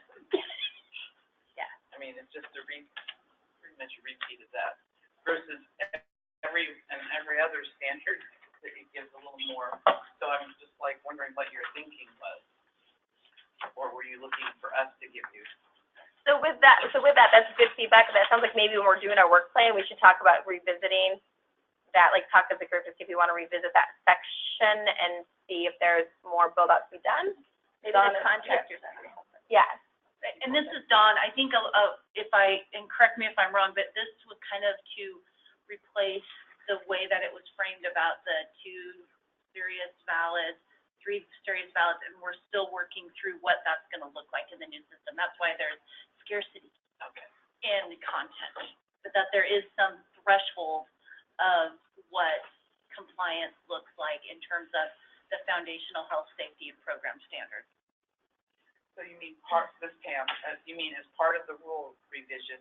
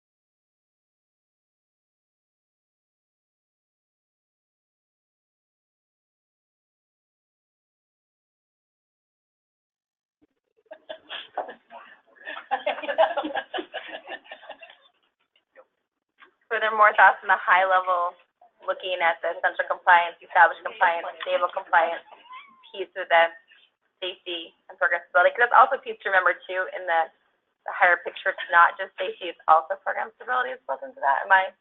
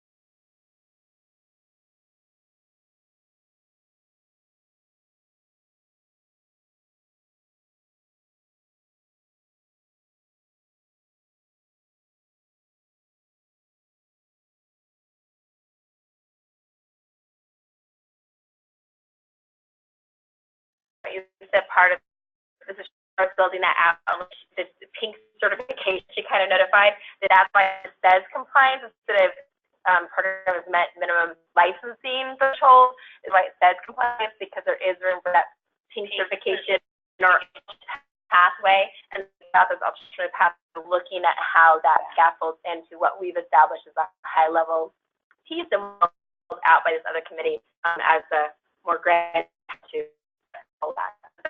It makes sense, but I guess to me, I think of compliance, and I think of like I'm following somebody's set of rules.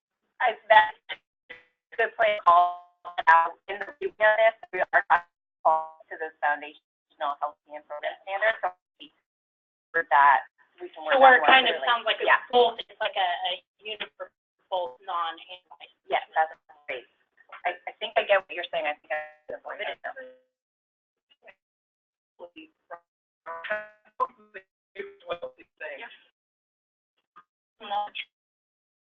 You're talking about is a monitor. You're not talking about, I'm assuming there's going to be another set of licenses where we speak. I have never left a child alone.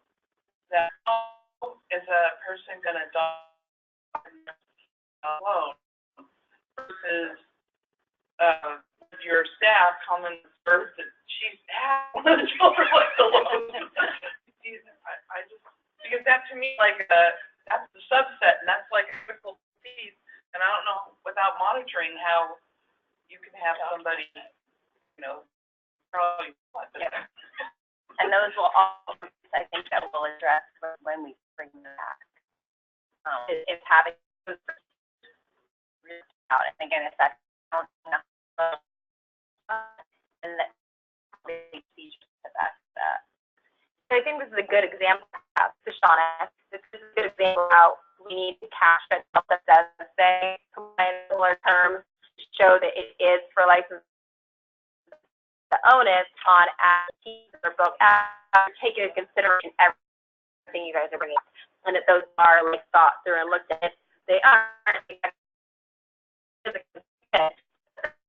so I think it's a good way of showing we are capturing to be at that high level, so we can then come back to make sure that the systems, the implementation, and the procedures and the work supports that. Just to know that some of that goes one, too, not because of that, but that ties in because it's the fundamentals.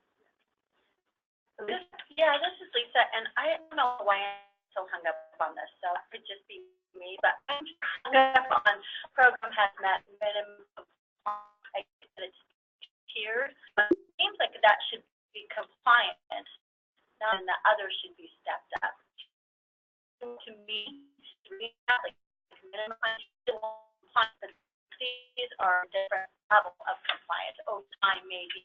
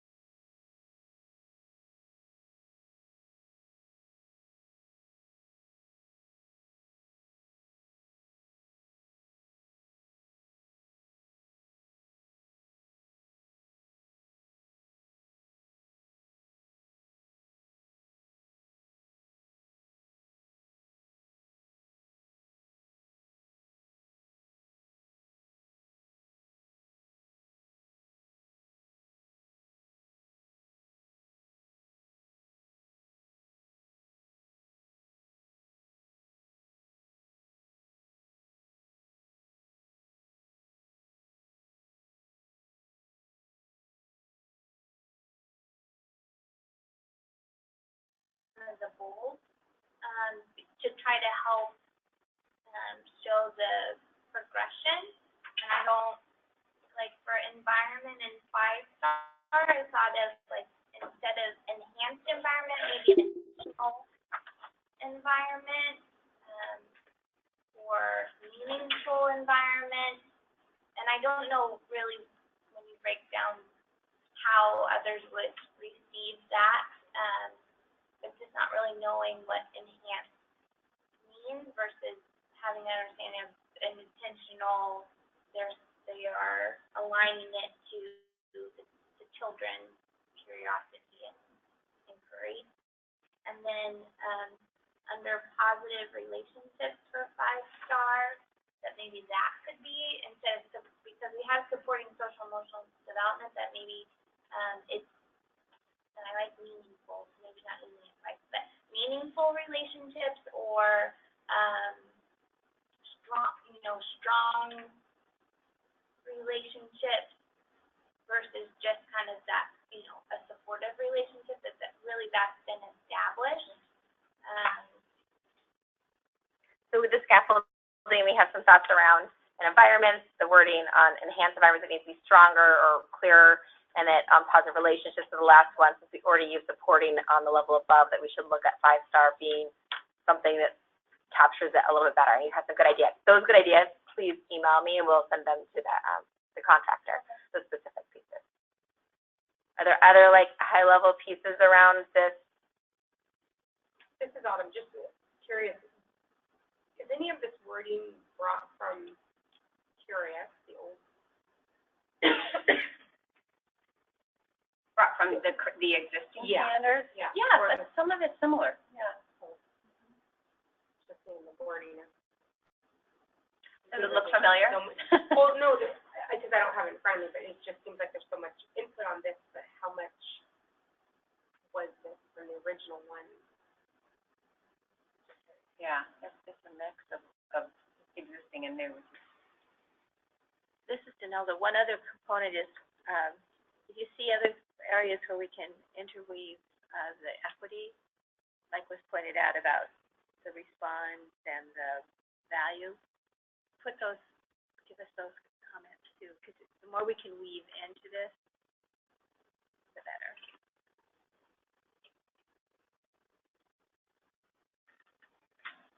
So any other thoughts?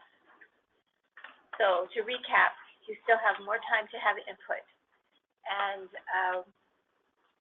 so we'll send out the document at that point on the 1st, around the 1st of October. And then you can have comments into that, then we'll get that back, and then we'll review that at our meeting on the 15th.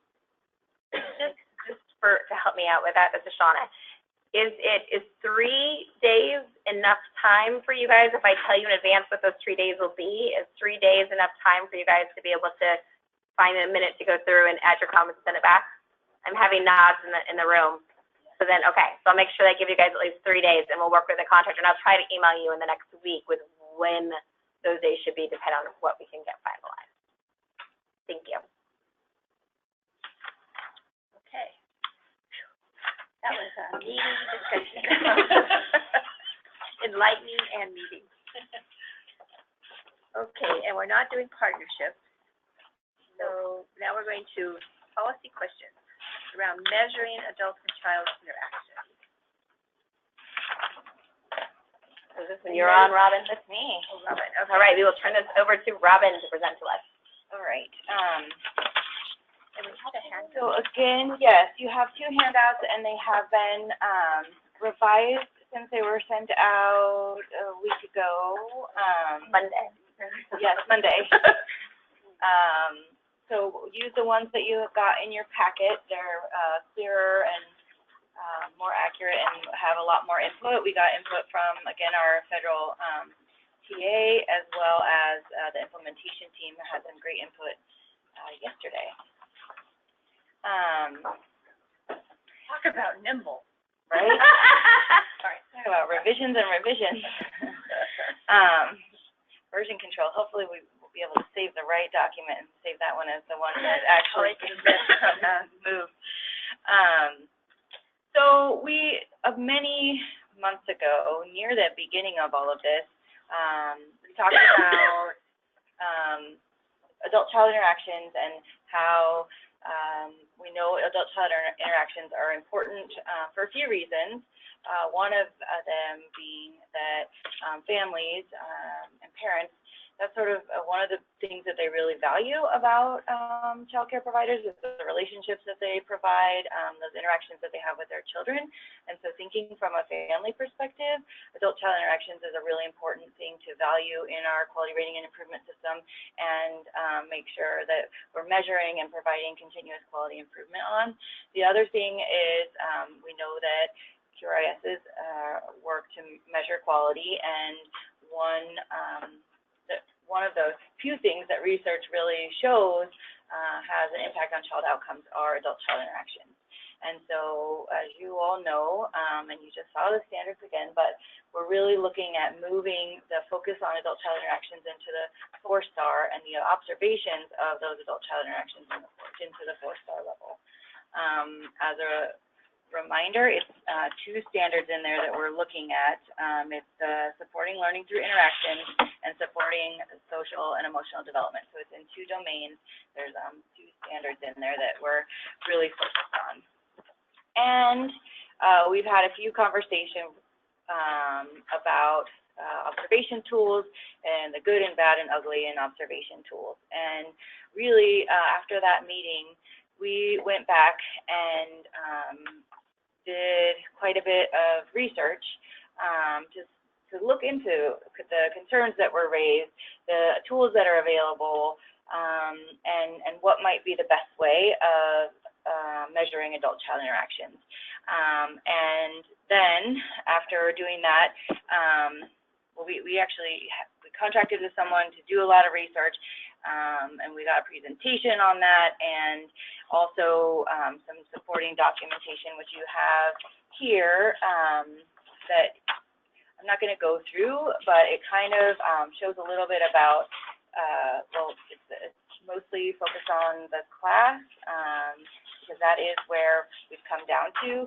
We know that our field is constantly evolving, and we want to leave the door open for different tools, which is why you'll see in none of the indicators or in the standard it says, based on the class, we're going to be looking at these observations. We want to keep it open because we know that there may be better tools that evolve and better ways of measuring adult-child interactions. But at this point, we do think that we've identified the tools that we're suggesting we use and want to get your input on. And those are the infant, toddler, and the pre-K classroom assessment scoring system. So that's what CLASS is, Classroom Assessment Scoring System. And the school age program quality assessment, which is the PQA. And I was less familiar with that tool, and we also have some background information on that tool in this packet, last page, and that was not included at all, anything about it in the first document. So that is brand new in here, but it tells a little bit about that tool there. And so what we're bringing then is the beginning of our proposal of how we would measure adult-child interactions and for the processes and policies around that, to get some input. We have some policy level questions to ask afterwards, so I'm just going to kind of go through this, and then we'll have Kristen, Shauna, can we pause 1 second, because I know you guys just got this packet that we're talking about this morning. Do you guys want a minute to go ahead and read through this a little bit, or do you guys feel like you have a sense of it from what was shared? So raise your hand for a minute to read it over. Yay! Nobody in the room wants to read it over. That's great. Thank you. Go ahead. Perfect. So I'm on the 1-page document. For those of you on the phone, it's the one that says Adult-Child Interaction Observation for Oregon Sparc, initial draft proposal at the top. So I said the tools that we have identified. The next on there is about the scores. How would we use scores in those 2 standards? So looking at those 2 standards, we would be setting some minimum threshold scores. And again, if you remember, we're really working on a asset-based system, and when we talked about minimums before, it was sort of a minimum, and then from there you begin to earn points. And so what we're thinking is there would be minimum scores, and then from there you would earn points based on ranges. So if it was you got a 3.1 to a 4.5, you would get some points, and a 4.5 to a 5.5, you would get some points, something like that. And the way that those thresholds and ranges would be continuing. We have some people doing a lot of research right now on scores, and there's lots of data. That's another good thing about the class, is there's lots of data because it's used in many systems, and scores are available for many of the systems. So we're looking at the validation study that used class for earlier in our field test. Head Start has national scores. The compendium has information. We have great resources with our federal TA people who can get us state-specific information, because there are many states that use class and develop scores that they use for their thing. And also, we know we can work directly with Teachstone. They provide information. And the Weichert Center, who is the one that produces a program quality assessment, has been willing to work with different projects in Oregon in the past, and so I'm reaching out to them to find out more about the PQA. Yes. This is Chelsea. So I just wanted to acknowledge I know the tool is focused on teacher-child interactions, but between instructional learning formats and productivity, which are two of the dimensions of class, they do talk about materials, so that they will get feedback in how the teacher is using the materials, and are the materials open-ended, flexible, and child-driven. So I don't know if that's helpful to see that it's touching three of them. Thank you. Oh, yeah. So this is Sabrina, and looking at this, I'm kind of reflecting back to being at the QRIS Build Conference in June in Dallas. And I sat through a session where we talked about the states across the country using class observation as a tool for their QRIS system. And at that meeting, on behalf of Head Start, one of the conversations I had was how does that support Head Start, who actually has to do class observation to keep funding? So I know for our sites, when we know class observers are coming, it creates a stressful environment in our classrooms, because we are dependent on passing these scores in order to keep our funding. And so that was one thing, even in the Build conference that I was talking with other states with, is that will you look at incorporating the scores that these programs are already getting? Because I can't see, on behalf of my staff, putting them through a class observation with the state of Oregon when they already have to do it with the federal government. Still takes it, the federal government. Yeah, this is Shauna. If you look down to the last point that she has, it talks about system alignment partnership. She hasn't quite gotten there. Okay. So do you want to build and get there then? Well, I'm just even when there was a group of us that's here that was in Dallas, and the other states do not accept the federal class observation scores. The other states that use class do not. They make the Head Start programs go through the class observation with them. And we will get there, but that is definitely not the proposal. So we'll get there, and thank you for bringing it up, because it brings up the really important piece of this, is that QRIS is not in a silo, and there are many things happening in our state that we don't want to redo or build, or we want to be able to build upon those. So thank you. And was there another comment at this point? I think we got Chelsea. Anything on this chat box? Good. Okay. So observers, and this is one of the concerns that has come up from this group and many other groups about observers and observation bias and other bias and structural racism that comes up in sort of any sort of system. And so we know that those things exist, and we want to do everything that we can to make sure that it doesn't be perpetuated in this system.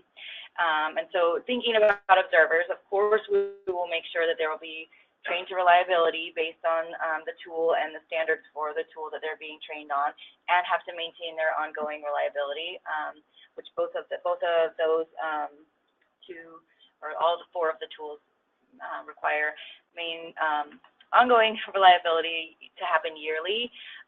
We've also got some advice from our TA people that many states also do sort of interstate reliability, where every 10th observation somebody else goes out with them to just sort of have that kind of reliability as well. And so looking at those kinds of things. And then also we wanted to make sure that the observers that are contracted reflect the diversity of children served by the system, and specifically as correlated by percentage. And that diversity includes race, ethnicity, language. Just saying that way also that women, the further of they're fully confident, it doesn't really do me any good to go into expression, speak expression. So we would need to look for somebody else to do the expression that can understand. So just because they're trained in the event doesn't mean that maybe they meet the requirements. We want to make sure there's additional pre-serve required for the ability of observers, including anti-bias, training observation, experience, sort of get that person in with a warm welcome and a greeting, all of the teachers, all of those sort of protocols that will make this a positive experience, or as positive of an experience for teachers as it can be, which sometimes it can be very nerve-wracking. This is where we get a little bit into the weeds, figured out, but because these are specific to age groups, and most of our programs actually have multiple age group, we have multiple classrooms, and we have to think about being cost effective and also getting a good data set. And so we're looking at the things we have now, observation sort of the class for each age group. And the mixed age group have observers trained in multiple tools, and then observation cycles will be needed for each of the depending on the number of children in the age group. So, for example, Dana is trained in and toddler class in the middle, and so if she was visiting a program that had toddlers and pre-K, there's a protocol where you switch cycles and do one toddler, one pre-K, one toddler, pre-K. And so we would use that same thing that has worked in the current system to observe in those classrooms or programs that have mixed age groups. What we know is that that's really, really complicated, and it sort of is, it has become really individualized. We call Sabrina and say, tell us who's in your classroom right now, because when you submitted your application, you said they were 2- and 3-year-olds. Are they 3- and 4-year-olds now? And it's really working specifically with the program, so we make sure we get the right observers doing the right observations in the program. The other thing that we also know is if we're rolling out this system, oh, Sabrina? So one question, and I guess the one that, as we're listening and I'm hearing about observers coming in, is who funds and pays for the class observers to come into the program? Where is that funding going to come from? Who is going to support that? Because as we all know, it takes somebody to get paid to come. So that would be like my next question is if being part of the QRIS, we have to go through a class observation, then who pays for the class observer to come in and observe us, to give us a rating? I don't think it's been thought of as that the provider would need to pay, that would be a state cost. Other questions right now? Okay. The other value to having observations on adult-child interactions is the feedback and the continuous quality improvement that can happen. That's one of the reasons why we have it at 5-star now. We want to move it down to the 4 so that more programs have access to that. And we also know it's not fair to the field to just all of a sudden start rating on this, and that we need to build up capacity of our quality improvement specialists to do training and coaching on adult-child interactions. We need to provide specific trainings on the different domains and dimensions, or the practices that are addressed in the domains and dimensions, not specifically on the tool. We want to make sure we're focusing on the practices.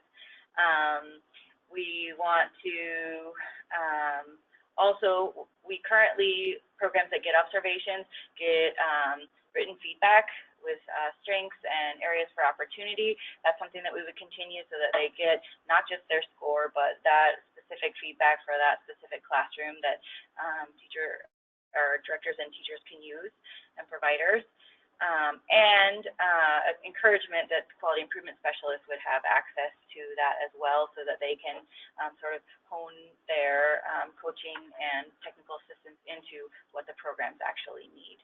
So we're seeing it as it's a piece of our rating, but it's a really, really valuable piece to the system because we can build so much and there can be so much learning and growing on adult-child interactions by having these observations and these data points. And now to the system alignment and partnerships.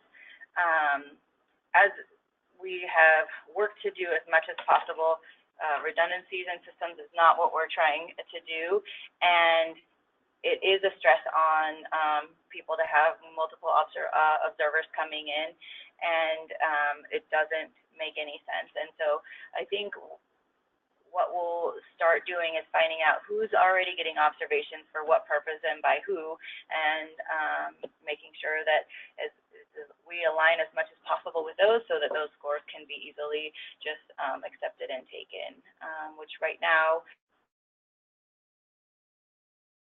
and we're looking at specific programs, and the Head Starts get a grantee level score. We're still taking the grantee score and accepting that as evidence. So it's not quite exactly one-to-one, but we've been able to take that in the past. So it's sort of looking at what's there and what can be used, and making sure that we're building on that. Because, yeah, we don't also want to pay for another class observer to go into all those classrooms that are already getting those observations. We know that Preschool Promise is looking at how class can be used for coaching and those kinds of things. And so we want to look and see where they're already being used, where can we build on that capacity, even those observers, or is there ways to start contracting with observers that are already trained to do some of this work. So systems alignment in this piece is another huge important thing that Sabrina picked up on right away. Like, how do we make sure we're not duplicating, and how do we make sure we're not sending multiple observers into one small program, all of those pieces as well.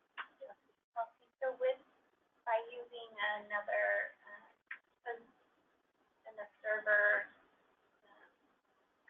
scores from another entity, will you hold that observer to the same standard that you have listed? Will you kind of vet to make sure that they meet the criteria or are part of all the trainings and those requirements so that they have the same standard? I think that's exactly the systems level conversation that will happen, especially if it's something state system. I mean, it makes sense that we would all have a similar expectation of what observers would be doing. With the federal government, I think we would be learning about what their expectations are and how well that matches up. And if I also feel like if a Head Start program says, you know, we didn't feel like this observation represents our program, that would be a consideration if they wanted us to come in and do one.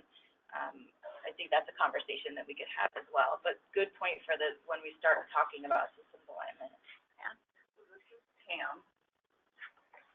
Because the class was designed for coaching, and the federal government does not use it in that format, and so though they have gotten Teachstone to bless the way that they use it, they do not follow the recommended standards that Teachstone do. And though I want to have Head Start class scores used, and not have duplicates, I also don't think it would be fair for a family and child care provider to have to go through a more rigorous standard than what Head Start has had to do. Meaning, how many cycles they observe, how long the cycles, what they accept, you know, like different periods of the day and stuff like that. Because Head Start has an abbreviated version, I just think that it will set up for further uncomfortable relationships between different models, because, you know, you're going to know that Head Start only had to have 3 20-minute cycles, and it could be this and that, and you had to have 5 20-minute, you know what I'm saying? So one should look at that. I would echo that. I think we've seen examples of Head Starts that have been in the same building as the child care center, and when we talked about QRIS and personnel qualifications, the center saying, hey, wait a minute, we're trying to meet this standard, and they're not held to that standard. The other question that I would have is if you're looking at a score for Head Start or a score for preschool promise, are you looking at that, if that's the route you go, as like for preschool promise, is it a hub score, a cumulative, or is it the provider level? You see where I'm going? And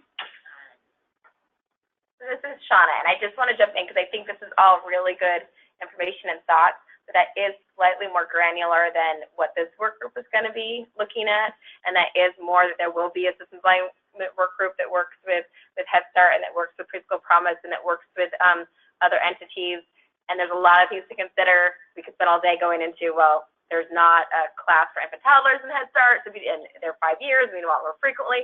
So I think there's a lot to look at, and I think that that's going to be part of the ongoing work of other groups that kind of set out to see exactly how that works. I think the bigger picture understanding for everyone today is more that they are going to be looking at, and I do think it's a good idea to add in the equity piece that we're talking about, that we need to make sure that we're looking at programs equitably and not putting undue burden on smaller programs, et cetera. So I think that that's like maybe the point to add to this way of looking at things, and then to make sure we keep that in mind as the work groups go into deeper work. Did I capture that right, folks up here?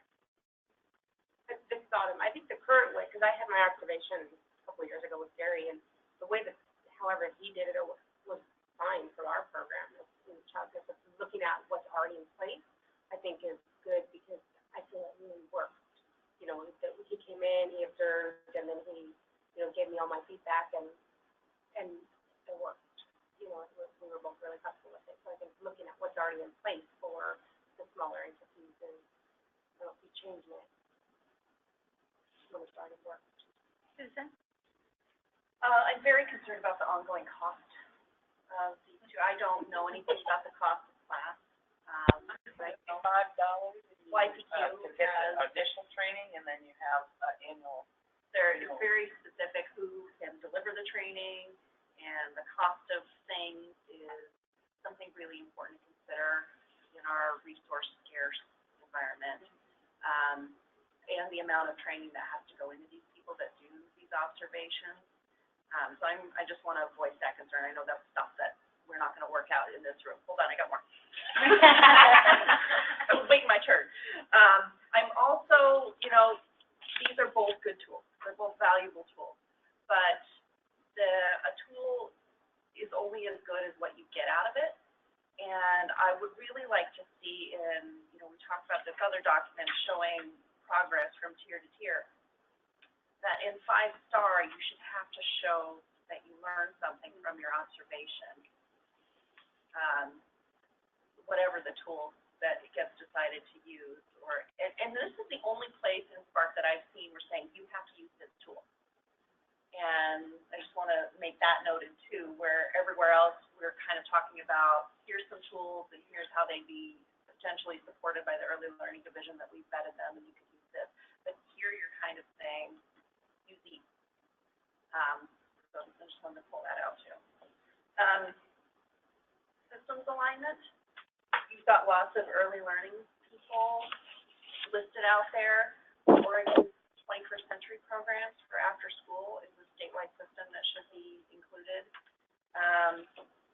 The ODE's early learning guidelines, bridging early learning into kindergarten, social emotional learning. That group, there is a group that is part of the Castle Collaborative States Initiative that's meeting about those kinds of things. That might be something to think about in systems alignment. There's a lot going on in the state. One of these sectors. So Susan, just to clarify that point, this is specific to looking at the observation the individual observation piece, are all the ones you listed, because I know that all those listed places are doing observations and we need to align with them to be accepting them as part of this work, or are you just talking about, okay. Talking about things, especially in 21st century there, which Robin is probably aware of, and Robin Meredith is aware of, what is the best quality tool to use? And it's a really interesting time in Oregon for early learning to be going through that, and school age through 21st century kind of going through this, well, what is the tool we're going to use? And YPQ is one of those that's considered there, and among other things. So I just want to make sure school age statewide systems are being included in that system alignment.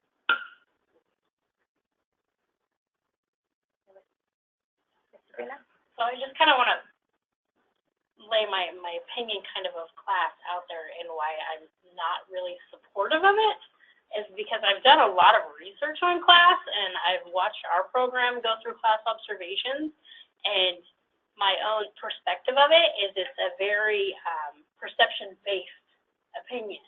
I mean, they give you a tool to come out and to observe a class, and we could receive all the same training in the world, but we can still have a different view. And I could go and observe a room, and I could give it one score. You could go in with the same exact training and come out with a completely different score than what I give the classroom. And so for me, it's just one of those things where it's a really perception-based, like how you see it versus how she might see something. Inter-rater reliability is really important, and if the people who have been doing observations with that tool are not calibrated, that's a big problem. And I hope that if this is what we're going to do and contract observers to do this work, that's calibration, and you score, we score, let's see how we align. Actually, even the federal government requires that not only are they trained in class and reliable, but they are required to do inter-rater reliability. So. Yeah, this is Shauna, and that's one thing that are you actually certified in class, Sabrina? So I think that's the challenge that comes with us with our messaging and understanding and getting the word out there. That when you are trained in class, you have to go through a rigorous training, and you have to go through a mind-boggling, frustrating review of videos over and over through this thing to say that yes, you have inter-rater reliability and you are matching up with what the golden scores on these are. And then there's a piece that you have to have that yearly updated. And as Robin mentioned, as part of the system, they're going to look at inter-rater reliability and how to assure that every 10th time somebody else is coming in and it's the same as you. Because it's meant to not be perception-based and not be subjective. It's meant to be objective, and that's one of the reasons that it's been chosen to be utilized is for that purposes. Does that make sense? It does, and what I've learned about it, and you know, in some senses, like I'm comparing like home base uses KIPS, and we go through rigorous trainings for KIPS, which is keys to interactive parenting skills. And you go through this training that's like 10 hours, and you watch these videos, and you go through this process and renew, but at the end of the day, your perspective on something may be very different than somebody else's. And that's why for me it's kind of like one of those tools where I'm like, I get it, but I don't necessarily support it.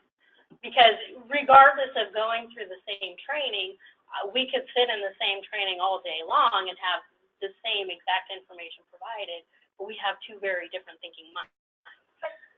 Which is just my opinion, just my... So, well, I would just like to say that, yes, you have two different opinions, but there's the master coder, and you would not pass being a class observer if you did not match within one point on either side of the master coder. And that inter-rater reliability piece is also you and I doing the same observation at the same time and sitting down and looking at how we scored differently. So there is really a statistical, research-based, evidence-based standardization that that does that. The argument that I have is it's a moment in time. It's one moment in time. That's So I think, Chelsea, did you have something you wanted to add? I was just going to say it's important to, when you're talking about class, it's the class lens. It's not perspective. It's really about when you're looking at the class that you're using, the tool that's been provided as your measurement, and have done observations and being trained in very different experience. You don't go in with your perspective. You go in with that tool as your measurement and the guide that you're following. So that definitely gets ingrained with you. Is it hard to make that switch when you're first in the training and you're going through the videos? Yeah, it's hard. But when you come out of it, you've been prepared to do the class observations, and I do support it. I think that the tool gives you great feedback for teachers to be able to decide what areas do they want to work on and improve on, and that's really why it's a coaching tool, is because it gives them a moment in time to look at and things that they see as their strengths and things that they want to improve on. And I think having a under CQI and support where you talk about strengths and recommendations, I think that could be really focused on teacher driven. And that when it comes to coaching, that they're not just giving recommendations based on the observation, but that the changes or improvements or tweaks that they want to make is really driven by what they see that fits their classroom and the children that they're serving and where they feel comfortable first. Thanks. Any other comments? Or did you have one more bullet? No. I think I got them. Yeah. Do you have any questions for the group? These are high-level policy questions that we wanted to get at from what we've talked about today.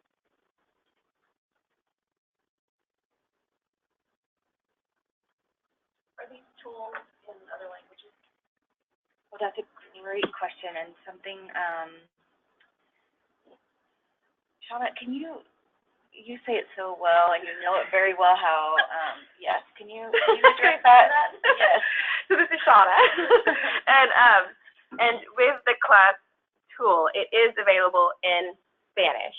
And so the class tool specifically, and I'm not familiar with the school age tool, so I can't speak to that. I can only speak to class. So the class tool is available in Spanish. It can be coded in Spanish and done in Spanish. We recognize the challenge of communities in our state that are outside of that secondary language band that have multiple languages, Vietnamese and Mandarin and Russian and other pieces in our state.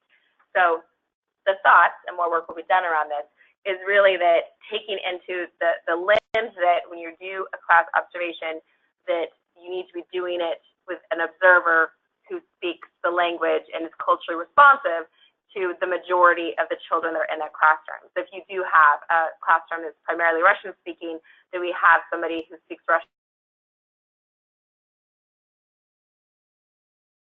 English, because right now that's all to them to be able to use that to be able to bring the pieces together.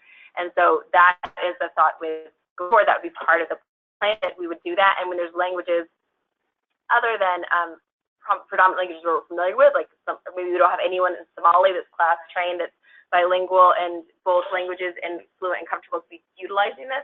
And that's the piece that there needs to be more work on looking at. And I know I've had suggestions about that, but I don't get to make decisions. But around how we can look at that and keep the focus on caregiver-child interactions being the main point of why we're doing this.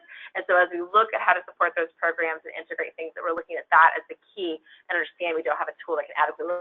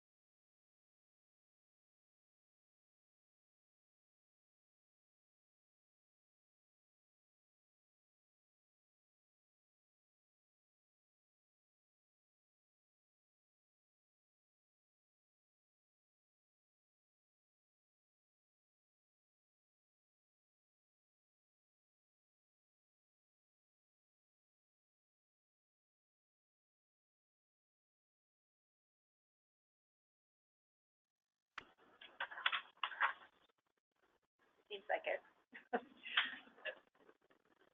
You're just going from, this is Pam, and you have to understand that in Head Start, we don't, though I know that the purpose of the tool is strength-based, we don't feel it in a strength-based form.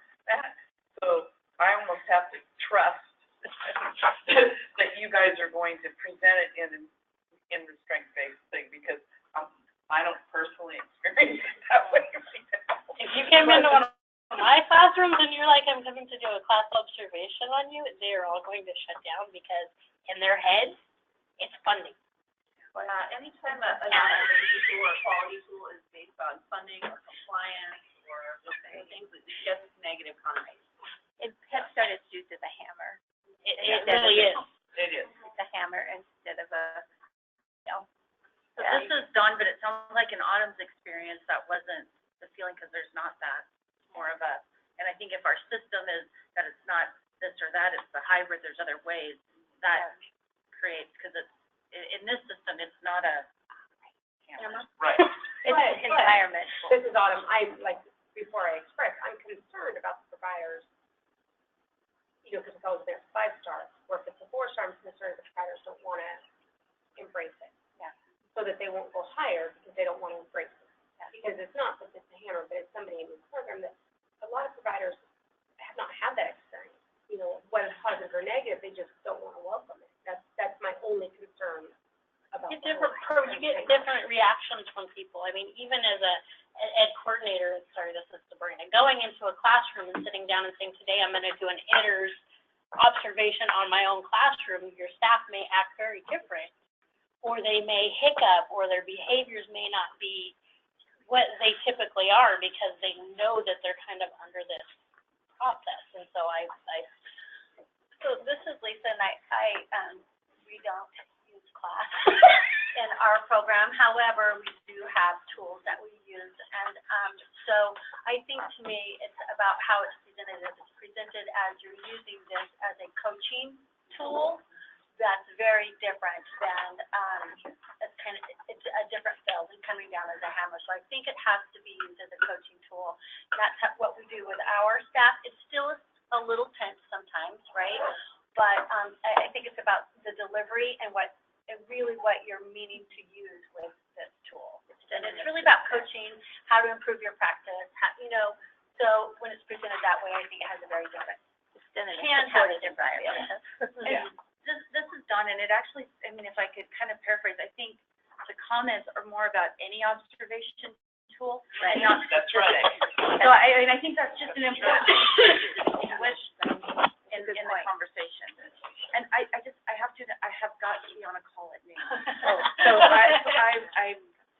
We just have one more. So I'm going to take this, but I'll get caught up. Yes, and if anyone felt like they didn't get to say their piece on this, please email us, because we are running short on time and do have to move to this next piece. So the one thing we want to get some input on is membership. We're down by 3. We'd like to get some more members on. And remember, originally we thought this was I thought this was a short duration committee, but then we know that then there's implementation and ongoing.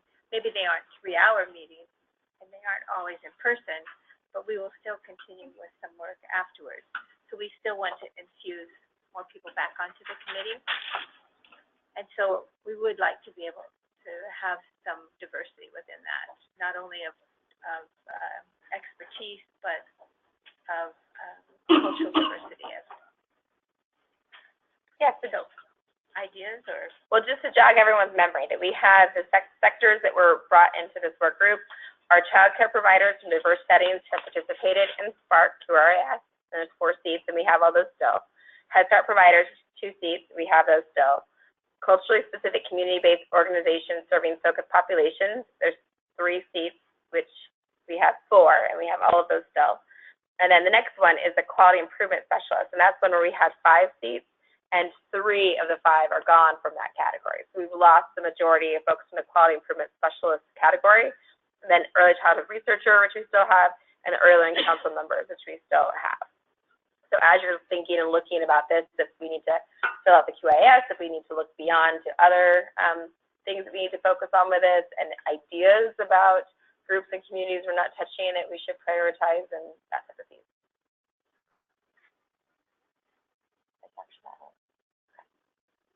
helpful to have someone from I know Dawn represents this, but, to have an inspector, if they're gonna be a part of having to go out or just what their new role may look like, so that they're in the conversation. Answer that. Sure. This is, because actually Cheryl would have, right, because that's the position Cheryl moved into, Cheryl would have loved to have filled that role and moved over. With this group, I don't know if it's apparent to everyone in the group, but we are staff, and we are not allowed to, like, infuse and determine and change and input into the conversation.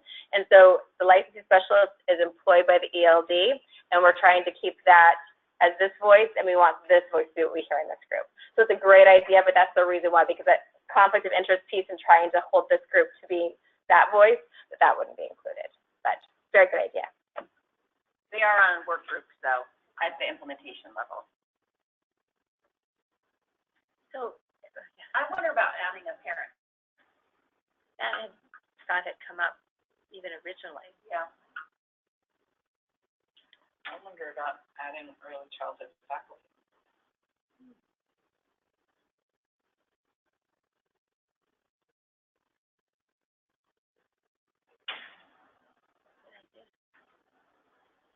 So knowing that we're all going to be able to having input just before our next meeting, if you have some thoughts about individual or a classification in area, could you just give us shoot me an email about that?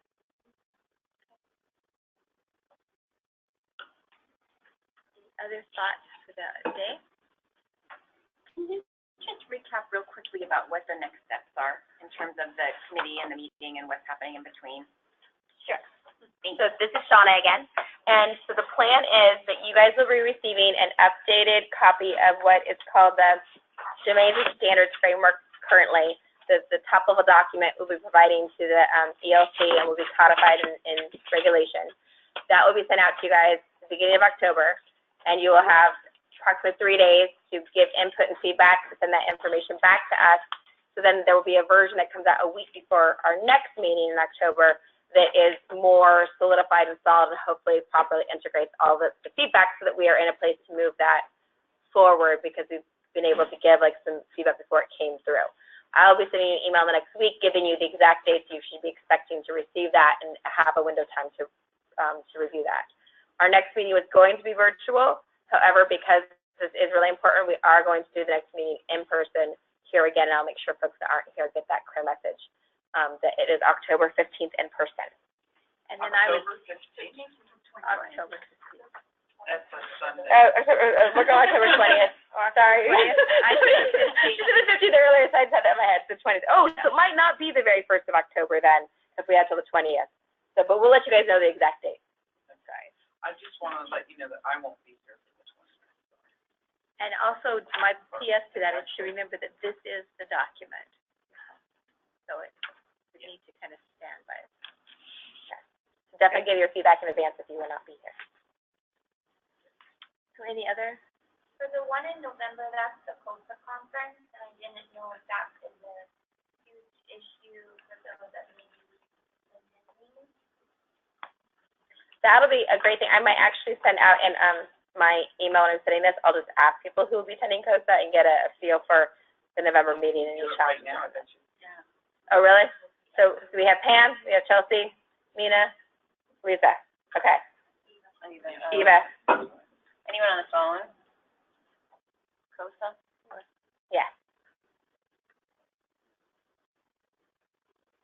Is there everyone? 4. Okay, good. I wrote down 4. No, I didn't get Chelsea. There's 5. Okay, so that might be something that we definitely need to discuss scheduling at our next meeting.